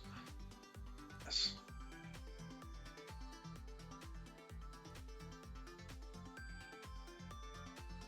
I am so glad this unit test passes. Okay. Is there anything else that it's missing? It's kind of this first insertion check. That's okay. I don't mind skipping that.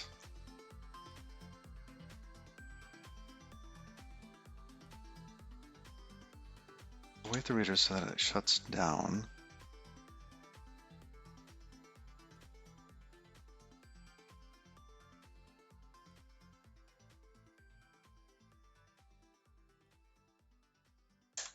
This is interesting. Why was I doing this? Tokyo join.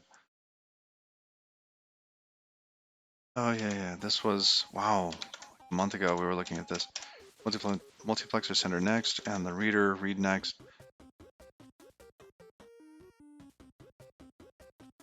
I figured out that all we needed was that element. Okay.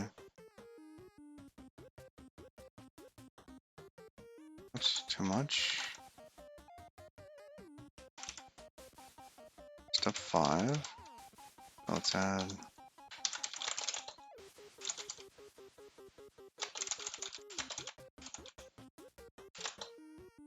Drop the channels to shut down.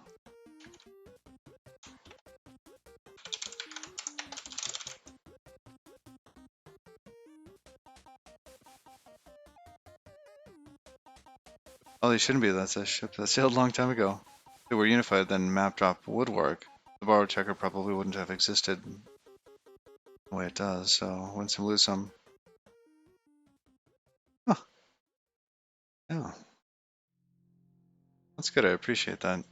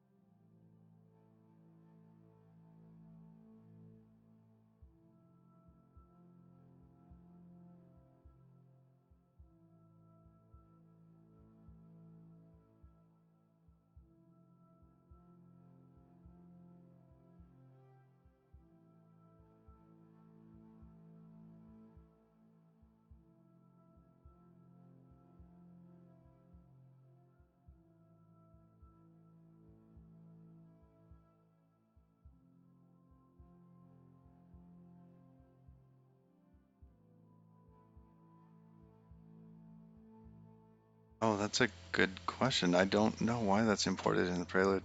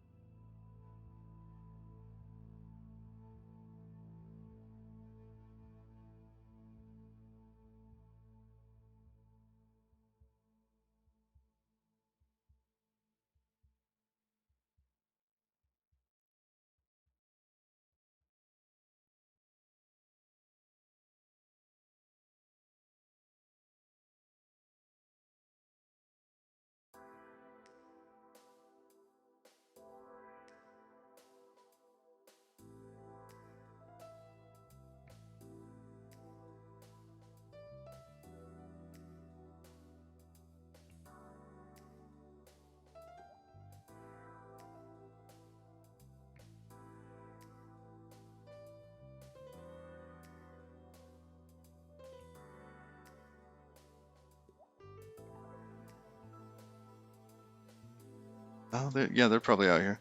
Sorry, side conversation.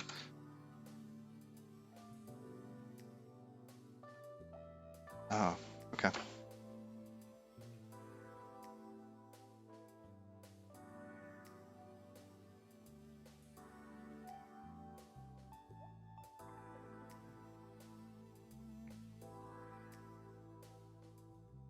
Because they manually don't like importing it.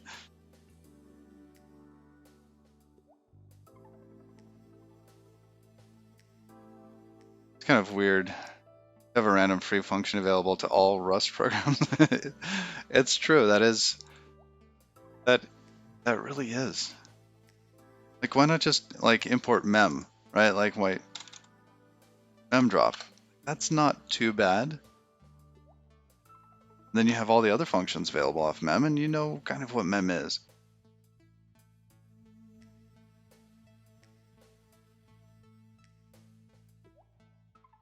But yeah, that is kind of strange that you point that out. Like, not strange that you point it out, but it's strange that it is that way.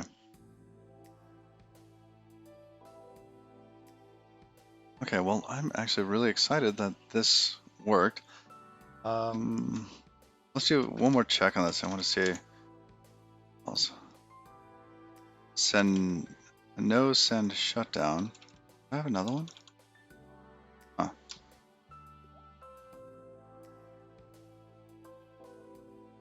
Test reader writer. This isn't correct.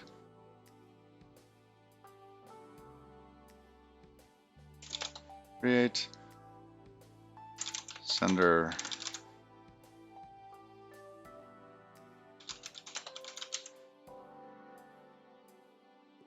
test pair.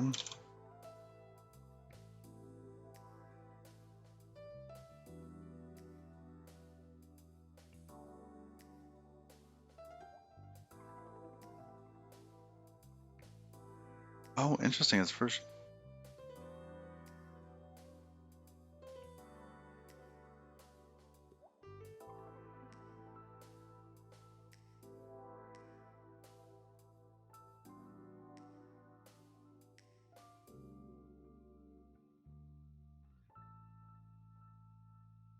Column.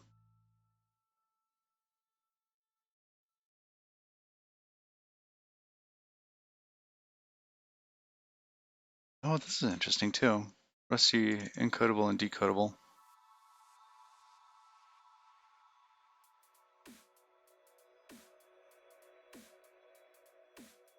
Oh, it gives you the column, so line offset and column offset. I see. A row and column.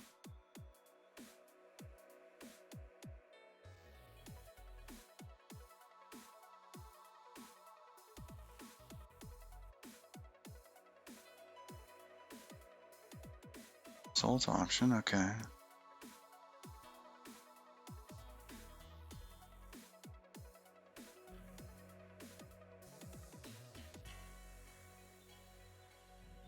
Hmm. Gotcha. That's cool.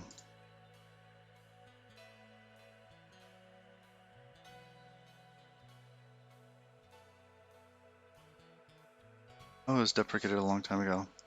Hmm.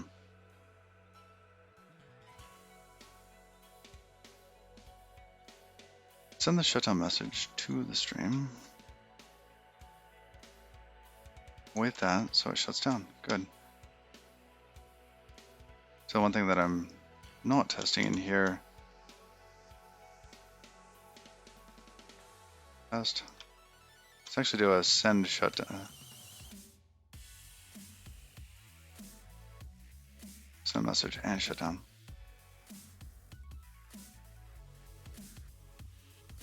That's how you get the line column file. Nice.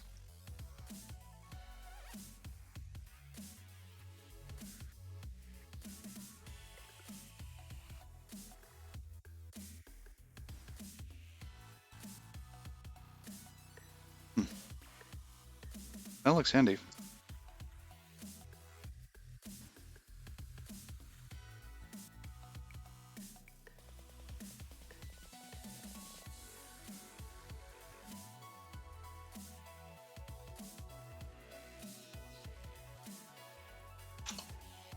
So in this case, I should be able to send a message to a specific stream.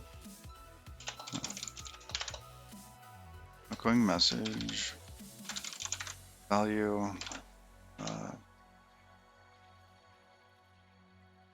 1 or 1U8 that knows what it is.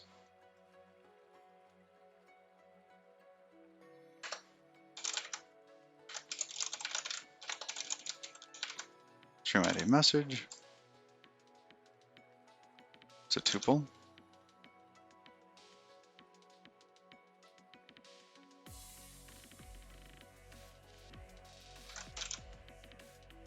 Outside the tuple. There we go.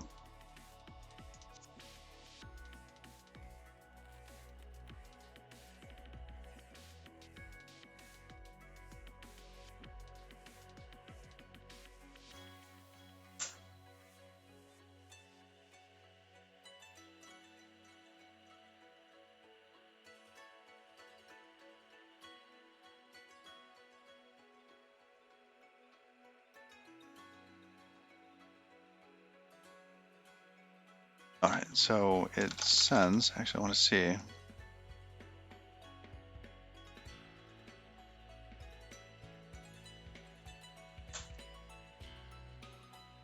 Add stream, went into the loop, full read, messages channel, stream ID 1, loop again, pulled item from stream.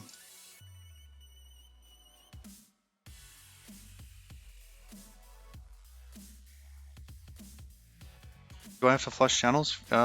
Features channels. I don't think so. That is a good question though. What happens when you flush a features channel? Oh.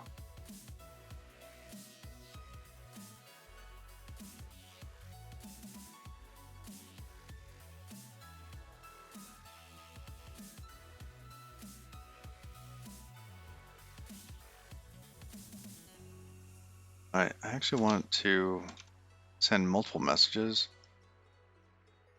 Maybe for x is equal to x in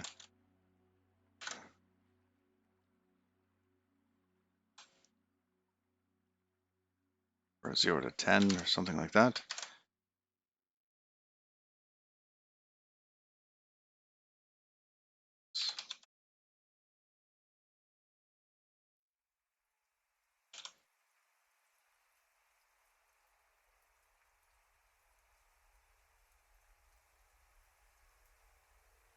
It's a way to check if it's disconnected. Oh, interesting.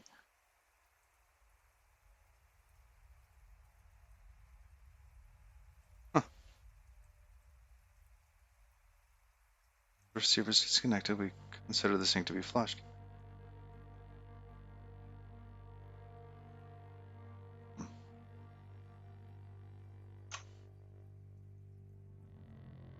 Sync generally has this usage. Send all, call send in a loop, then a flush. If you call send, then you need to manually flush, unless your sync has some logic that does auto flushing. So in our kind of wrapper to that, we have a send all own thing, and it will keep pulling things until the stream has been exhausted. So it keeps pulling things off the incoming stream until that's exhausted, and then it does a flush. But I see what you're saying, yeah. Yeah, for their syncs.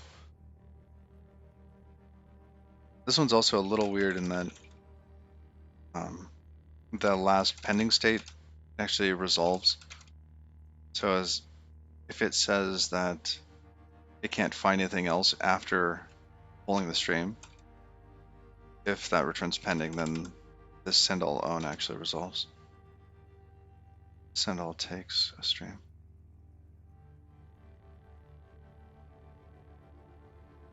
Yeah. We ended up not being able to use that send all because of the lifetime stuff.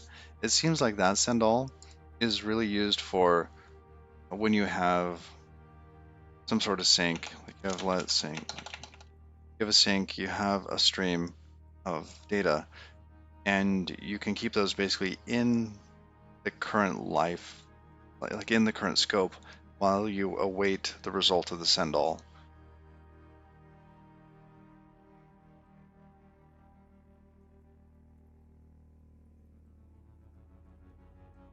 Is trying to keep both of those, like the stream and the sync, alive in some other place. Just like I tried to keep those like in a hash map and the futures unordered, and I just couldn't get the lifetime set up right.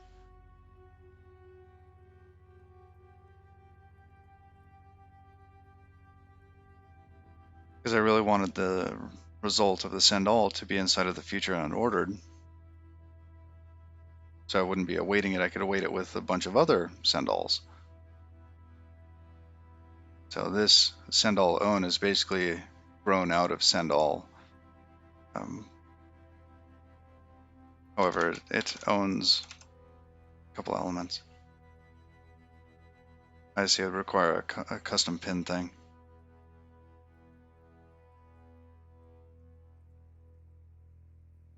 Yeah, and static wasn't working, and yeah, I see. So if it was static, could I have done that? Because they'd have to get created outside of the thing that held the hash map and the futures unordered, and then it would be static to that. Interesting.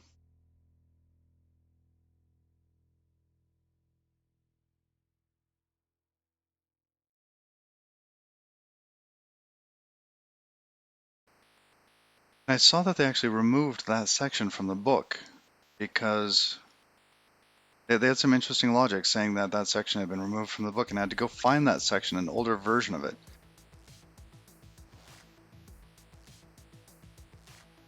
I see.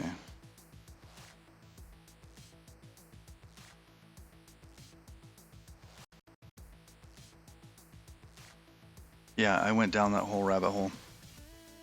That was fun. It was a nice little adventure, but ended up just kind of going this other route where, okay, you're just gonna own this for a little bit. Good luck. That's nice. Is that gonna be with the chalk and the other one, which I keep forgetting?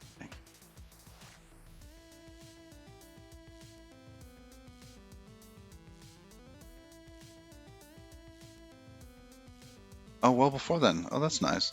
Model they went with. This is where you don't need to specify literally every lifetime. Before GATs, maybe with them. What are they calling that for the tracking issue?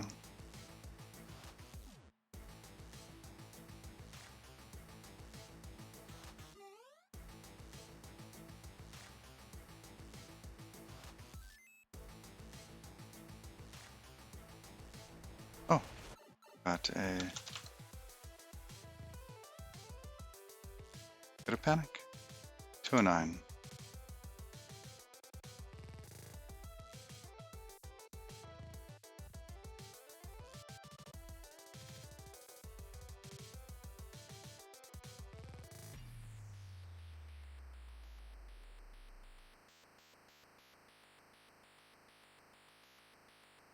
Oh, interesting.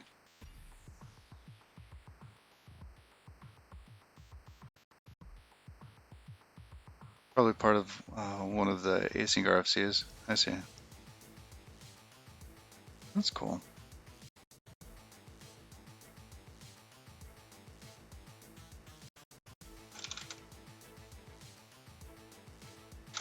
All right.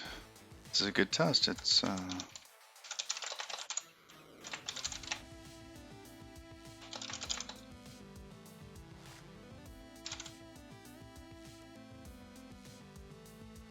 I call it a bunch of data. It's not a bunch of data. It's a little bit of data. Send some data.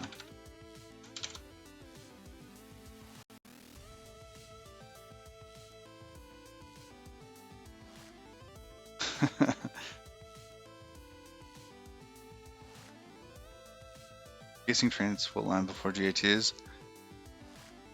Huh.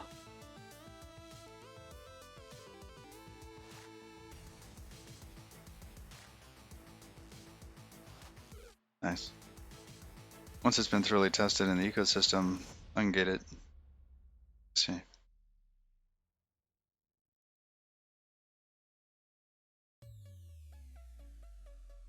Oh, sure.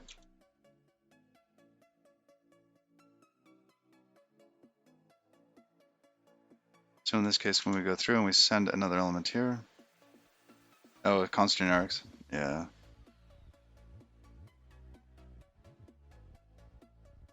So when we enqueue our second message, let's see, so my logic is wrong.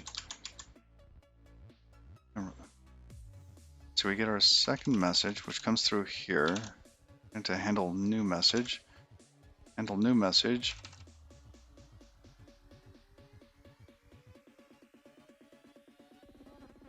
Should we even do that? Does this have to...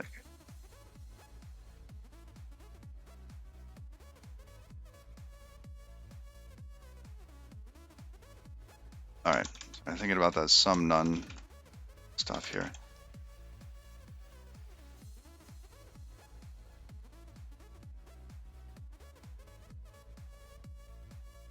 So in this case, we have a message, and we check to see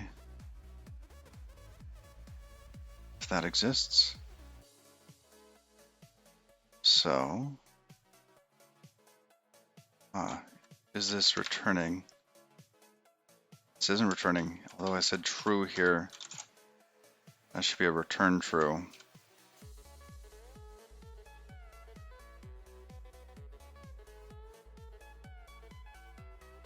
Yeah, probably all these trues should be a return true.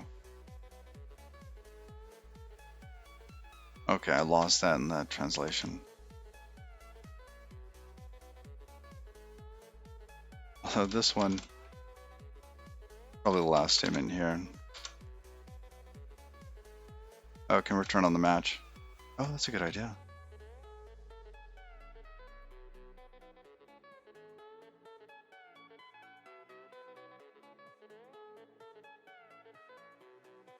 What does that do here? I think there's actually, let's see if there's a case where it needs to fall through.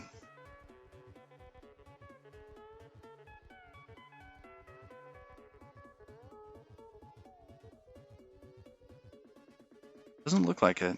So if we do have an entry, and it's vacant,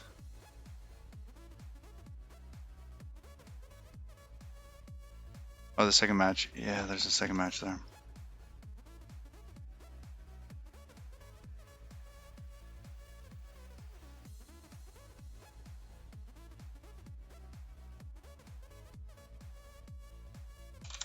I want to come back and look at this code in a bit.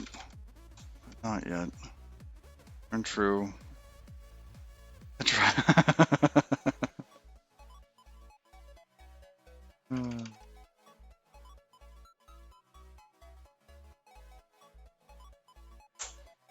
else? Okay, here.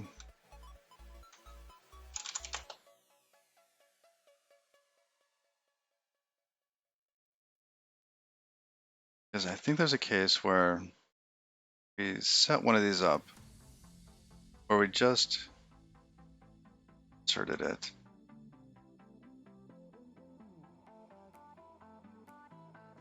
So this is basically the logic I have here.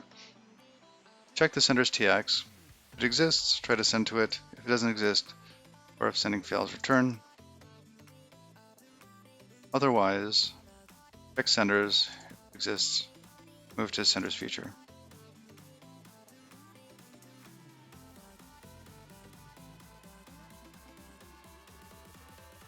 Oh, you know what? It's this case here. If it exists, move it to sender's feature. This is so weird.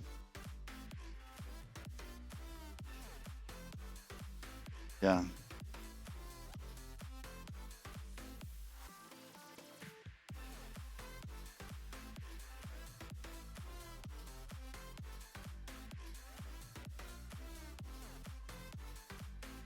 So we used to be returning out of here because this was an error. Okay. That just doesn't do anything. We don't have this.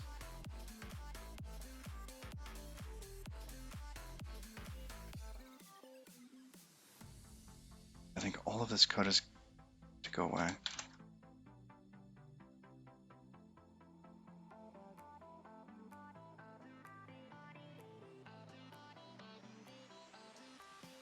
Should reduce this into a couple different things.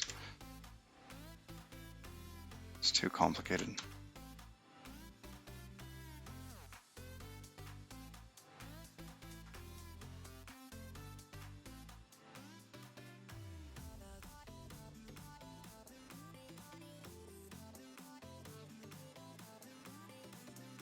And this is happening, so we hit this. Oh, I have a question for you. Down here, handle new message. Okay. So if we did sum here, right, that ends up unwrapping a lot of this. Because in the none case, typically we would return. Actually, this is shutting down if it's in the none case, right? And can we do none like that?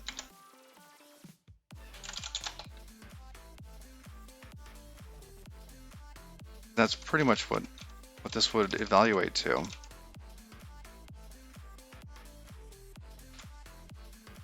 Or should I just keep that?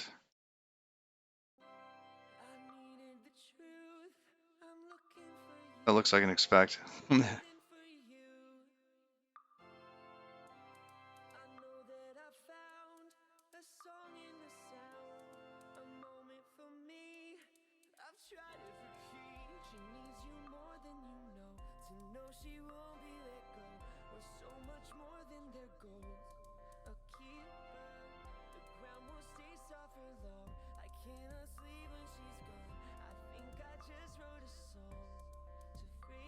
Match foo.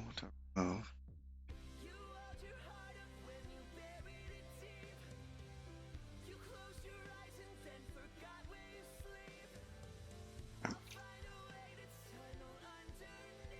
So that goes away.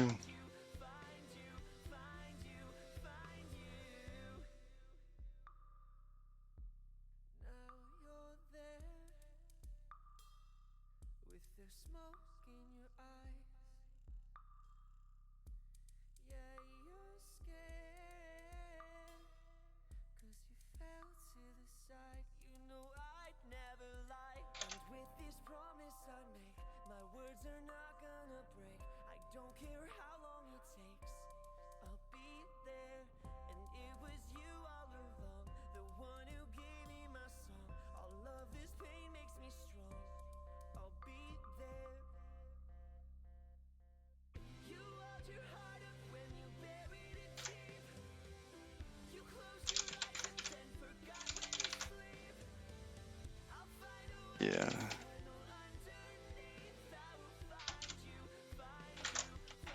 Toss that on there for now.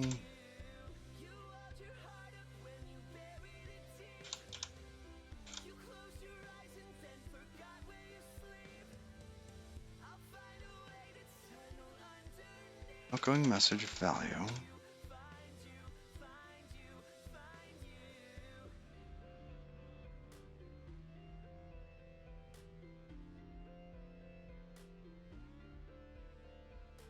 All right.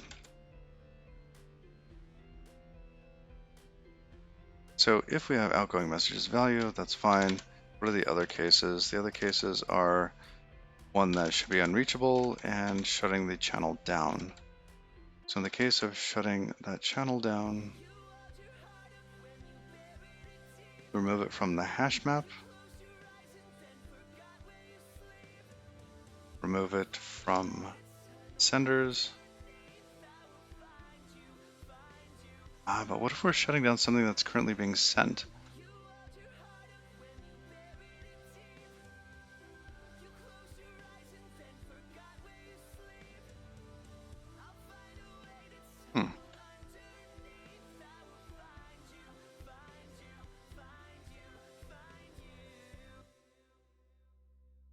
Almost seems like we should just pass this on to next layer down. Let it shut itself down and we'll just not insert it back when it's done.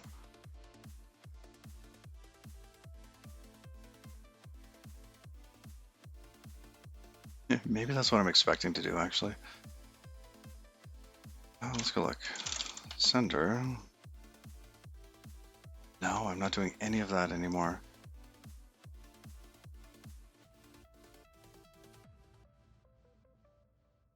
Yeah, who calls this? Oh, look at that, references.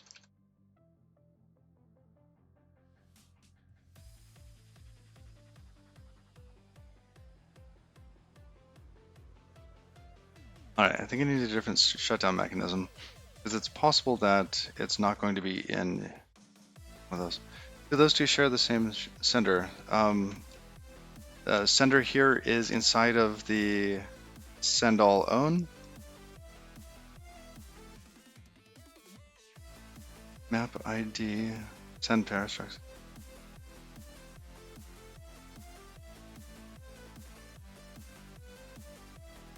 I think it's Russian dolls in this case, mapping that channel. The map occasionally has it, and so sometimes the map has it, and sometimes the futures unordered has it, because of the ownership thing. With the send all, it's not shared, no. Because of the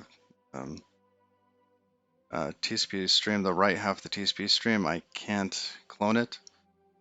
It's just so weird because in like Unix stuff, you could just hand off the file descriptor. So yes, I'm using option sender all over the place actually. So if we go back to multiplexer senders, wrong one. If we look at this, sometimes the sender will be inside of the futures unordered. Sometimes it will be inside of the hash map. So it kind of bounces between these two here. One, it's inside the send all own, and see it kind of bounce between these two. So if it actually has packets that are outgoing, it'll be inside of the futures unordered. Otherwise, it'll be sitting here inside of this stream. Yeah, it's not safe to clone it. Yeah, it's just a file descriptor, right? Yeah.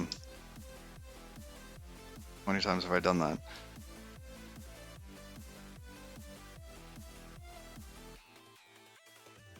Oh, interesting. It messed with the epoll loop. Okay.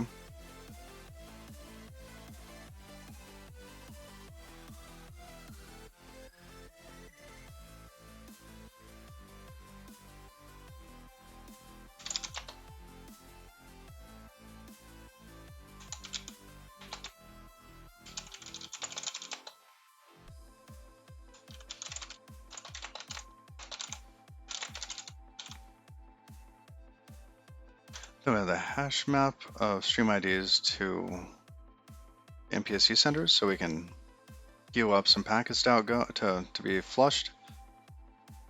And these are the new elements.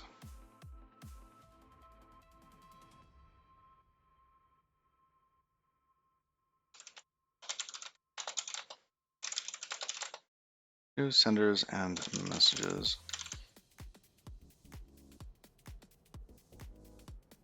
Senders TX. Senders. Couldn't that just be one map? You mean here? These two? These two. I see, technically it could be one map. And then occasionally, so have the TX in there, and then occasionally have the option send all own in there. In fact, it was like that in one of the previous incarnations.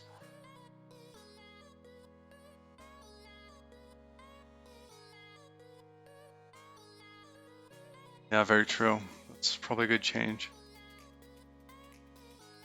Use a struct, sure.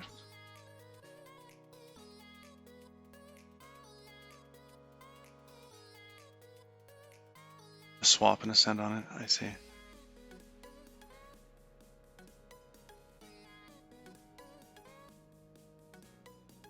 Yeah, that's good. I think previously I had that. It started out as a tuple. I pulled it into a struct, and then it became send all own. Which is interesting how this is kind of unfolding again. But yeah, that would clean that up quite a bit. And then hash map, just it having the sender in there would allow us to drop it, or rather not put it back in and drop it when the send is flushed.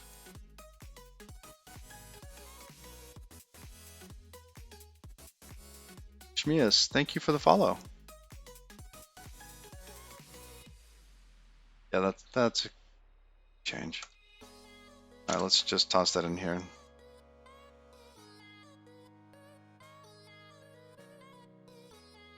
Struct, what do we call this? This is... Oh, naming is hard. What is Shmias?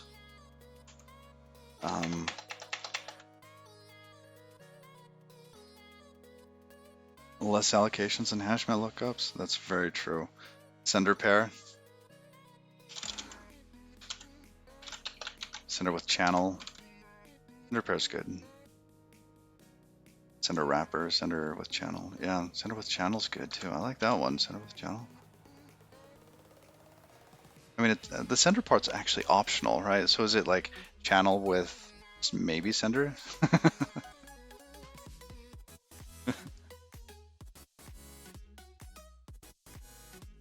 We'll just keep it simple. Okay, so we have that. And type.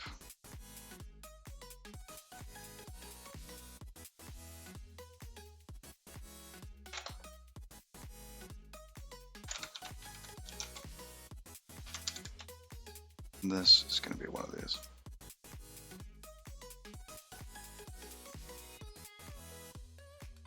I'm getting tired of typing that thing over and over and over again.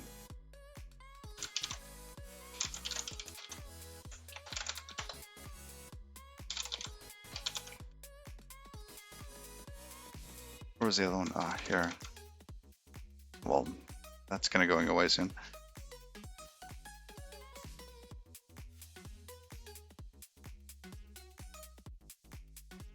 The sender is the main logic, yes. The channel is just metadata. The channel is in the sender. I can't actually pull it out at this layer.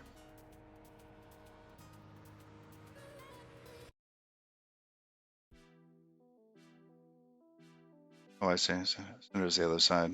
Yes. I see what you're saying.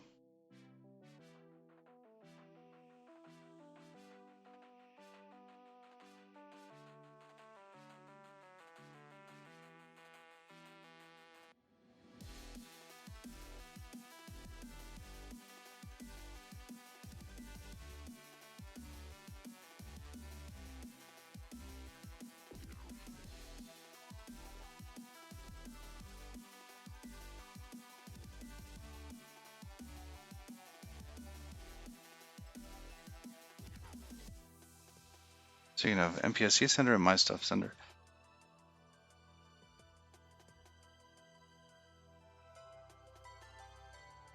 Let's see.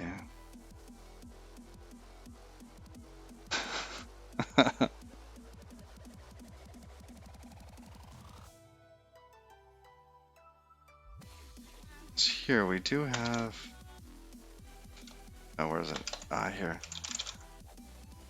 So we have sender, the struct, and it sits inside of what? Well, sender. Sender's owned by send all.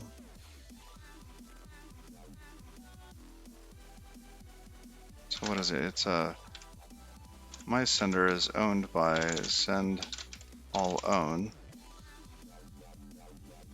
So these two pretty much have to stay this way. That send all own also has the RX side of a channel. So outside the channel we have a TX. So for that TX and that RX, we're thinking about putting the TX in here and then the send all own in here. Okay, in there.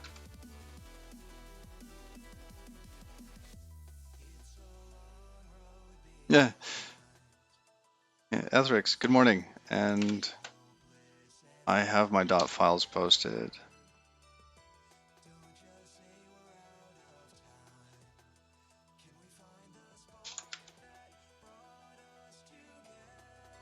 There we go.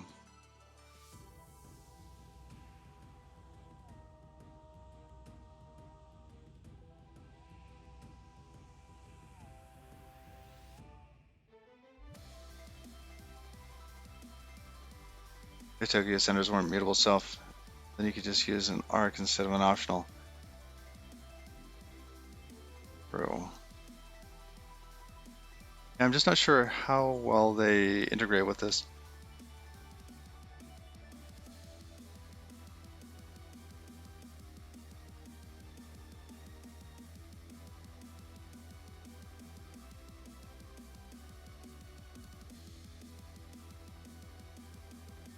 Okay, let's I want to go down the route of the swap.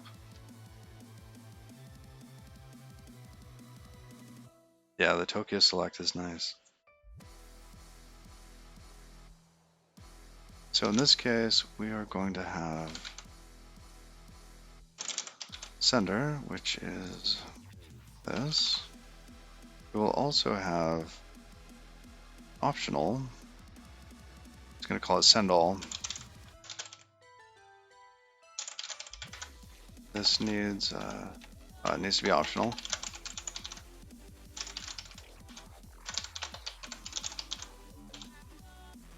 Like that.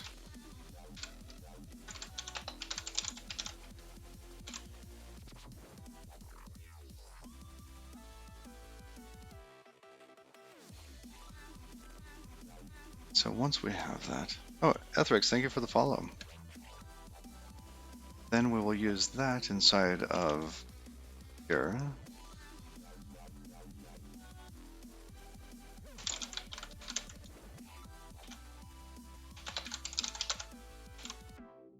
Might not need the trait bounds.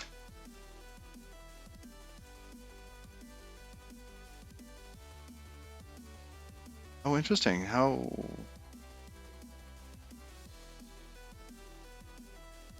Why wouldn't I need the trait bounds? Just make them generic, like T and whatever.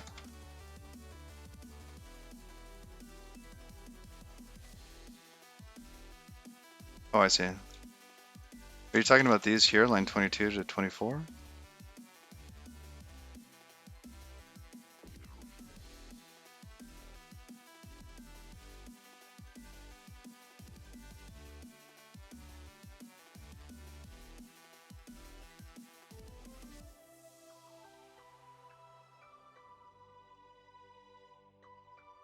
Oh, on the sender pair. Yeah, I was going to try to leave those off. Thank you. Yes, I really agree. Like to not have those. All right, so then we have these two elements, senders stream and senders. Yeah, In terms of like chess, you're like a ELO, like what, 1900 in this, maybe 2100, 2200. Guessing some of those pilot guys are probably what, 2600. I'm still in like 1600 zone here, so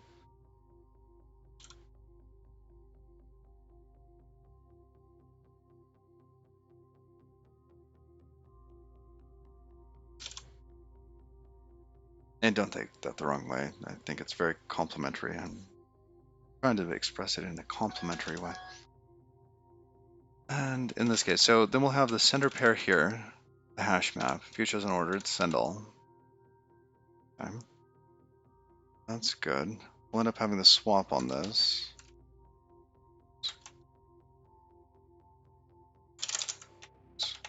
We need a SI and an item. Full sender pair.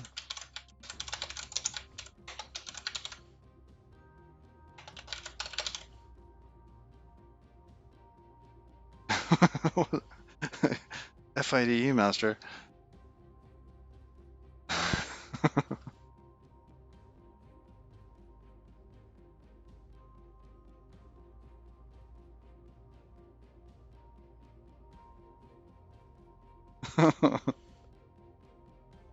It's 2300. Oh, I didn't know.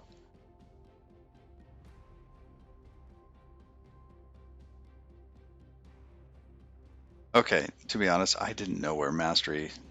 Like, to me, it's just up there. I have no clue where mastery begins in those things. GM is 2500. I see. I didn't know. Actually, don't play chess enough to know where those begin and end.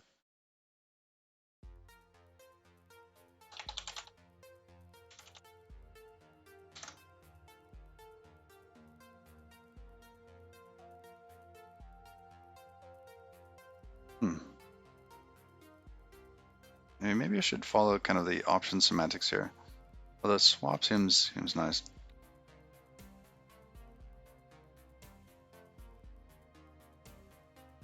Oh my goodness, I couldn't even imagine. Magnus Carlsen. I mean, at that point, the game is over before he begins with me.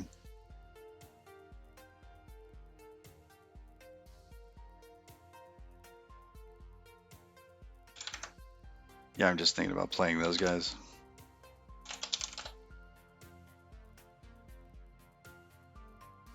Let's see, and in this case, we'll have our send.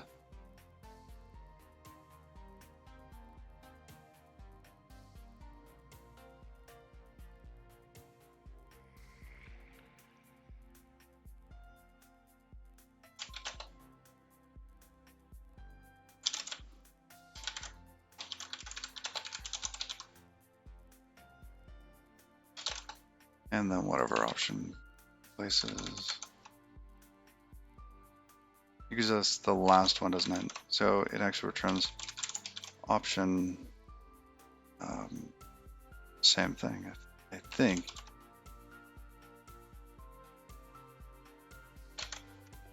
I'm gonna do that off memory. With debug buckets, you make sure it's none before you do the actual replace.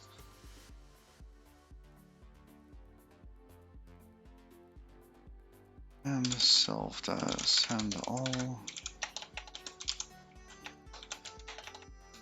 We'll do the debug assert here in a moment.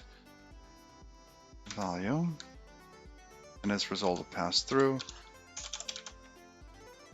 Debug assert, look at that. Rust Analyzer added a whole bunch of autocomplete stuff that just I don't see in there yet.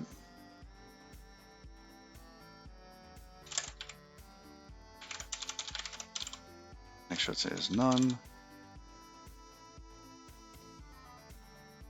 Oh, it knows about the prelude. Interesting.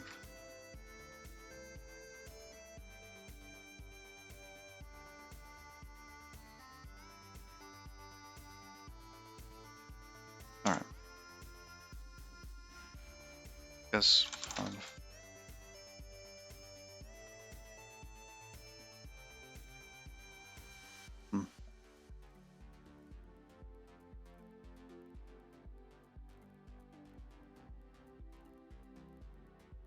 Do I want to take on there too? Pub function take.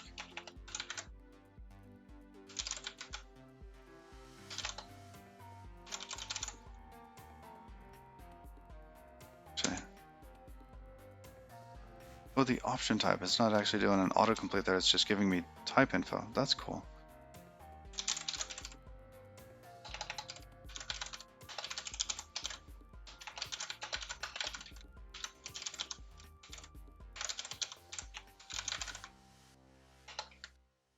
What about this?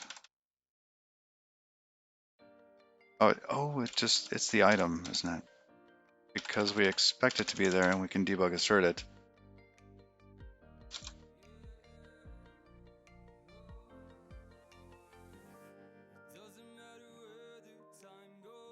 Guess we could do the same thing here.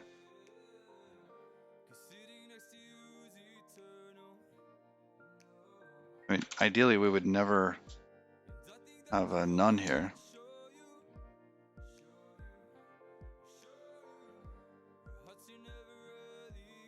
So in this case, this should always be none because of the debug assert.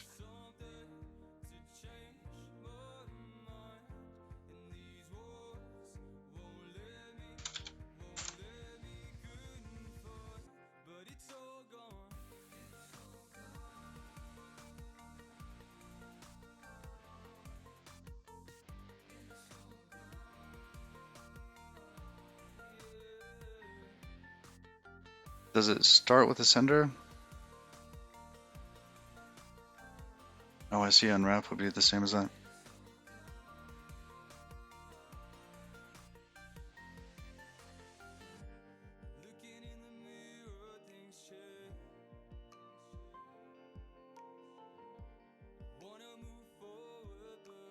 It's true.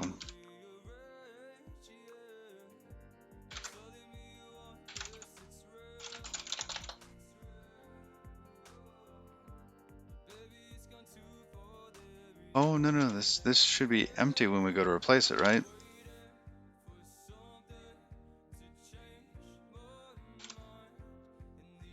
Yeah, I think that it should start with the initial value. Normally it does, when the system starts up, there isn't anything to send to the socket yet. So it will start in senders.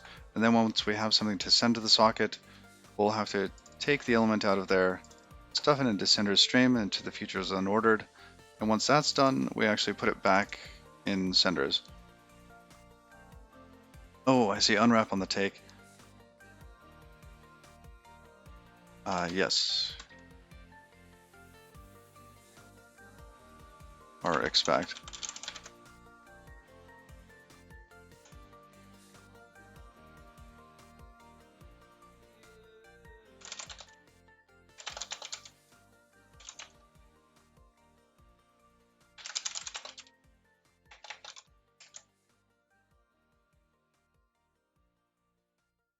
When sender's so vague here. When a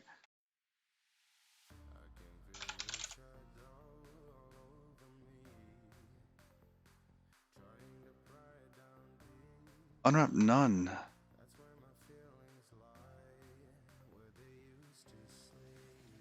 Yeah, that would be nice. There were a couple of things in there that I thought I wanted to use the other day. They were nightly. It got approved. It's a nightly. Serious? That might have been what I was looking for the other day. Actually, it was expect none. It was this one. I think it was this one that I wanted. That's cool.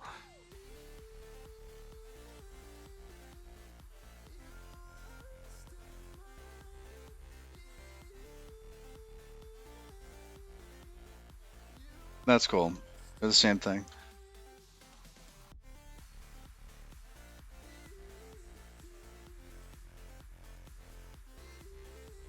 So new, we'll get a sender.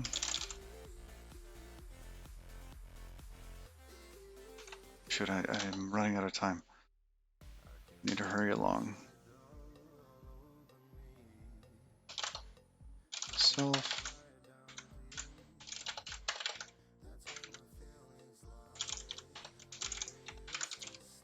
Senders, send all.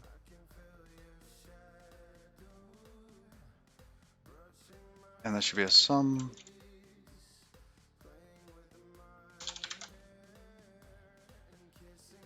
I'm going to make sure that when it's passed in.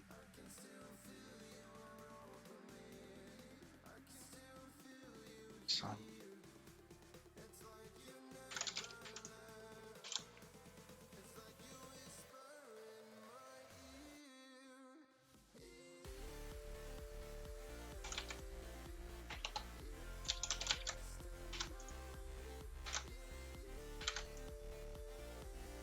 Debug assert. Oh, into. That's true. Do that. I like doing that.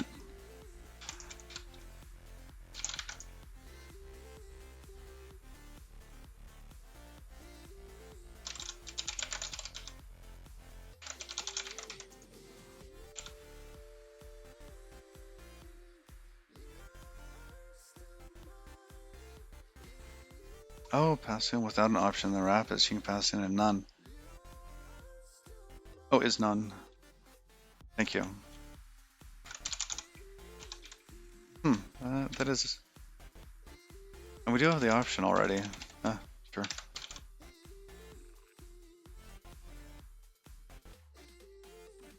But if you go to replace, it should already exist. If you go to take, expect that it's already there. That should help enforce some of the other logic.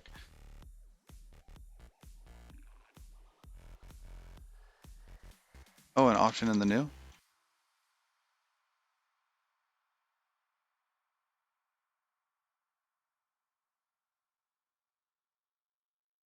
Doesn't exist. Correct. It should not already exist. None.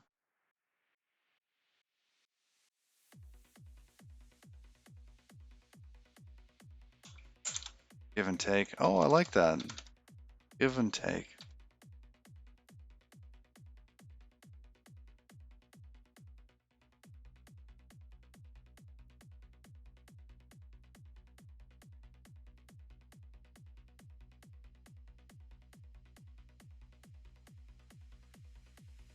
Actually, let's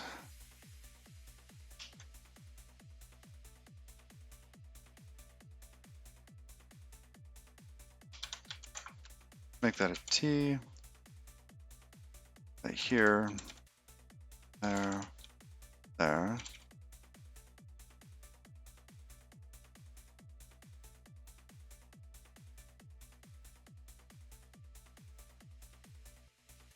Oh, that way you can't give it a none. Oh, yes, yes. See what you're saying? And into there. Item is gone. Ooh, I did neglect item.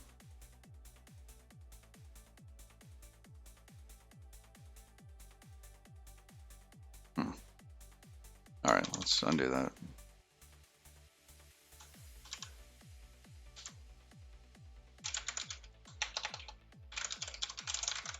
Well, into there. Remove the option. Enforcing that. Debug assert. Self dot send all is none, and we'll name it correctly again. Back to give.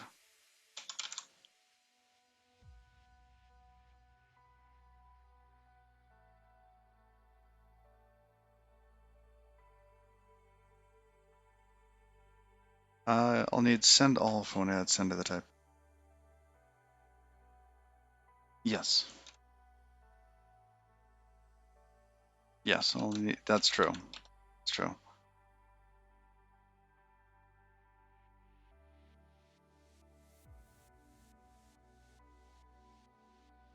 Alright, so here, I'm going to stub this out, but then I gotta get going, sadly.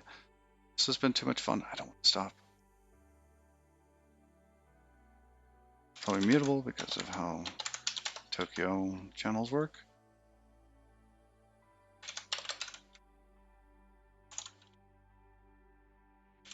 Alright. I can take a message. True.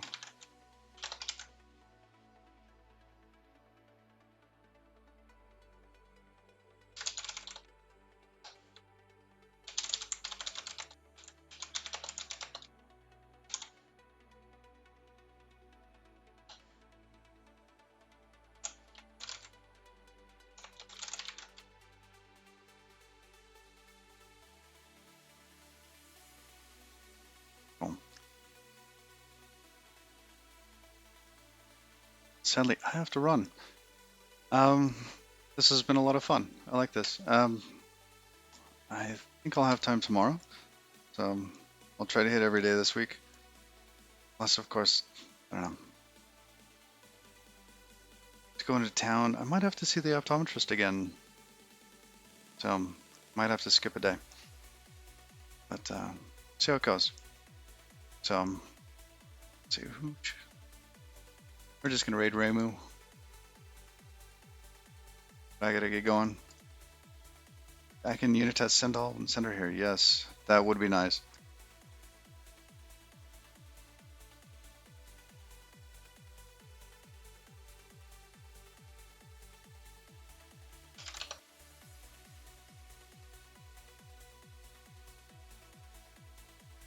All right.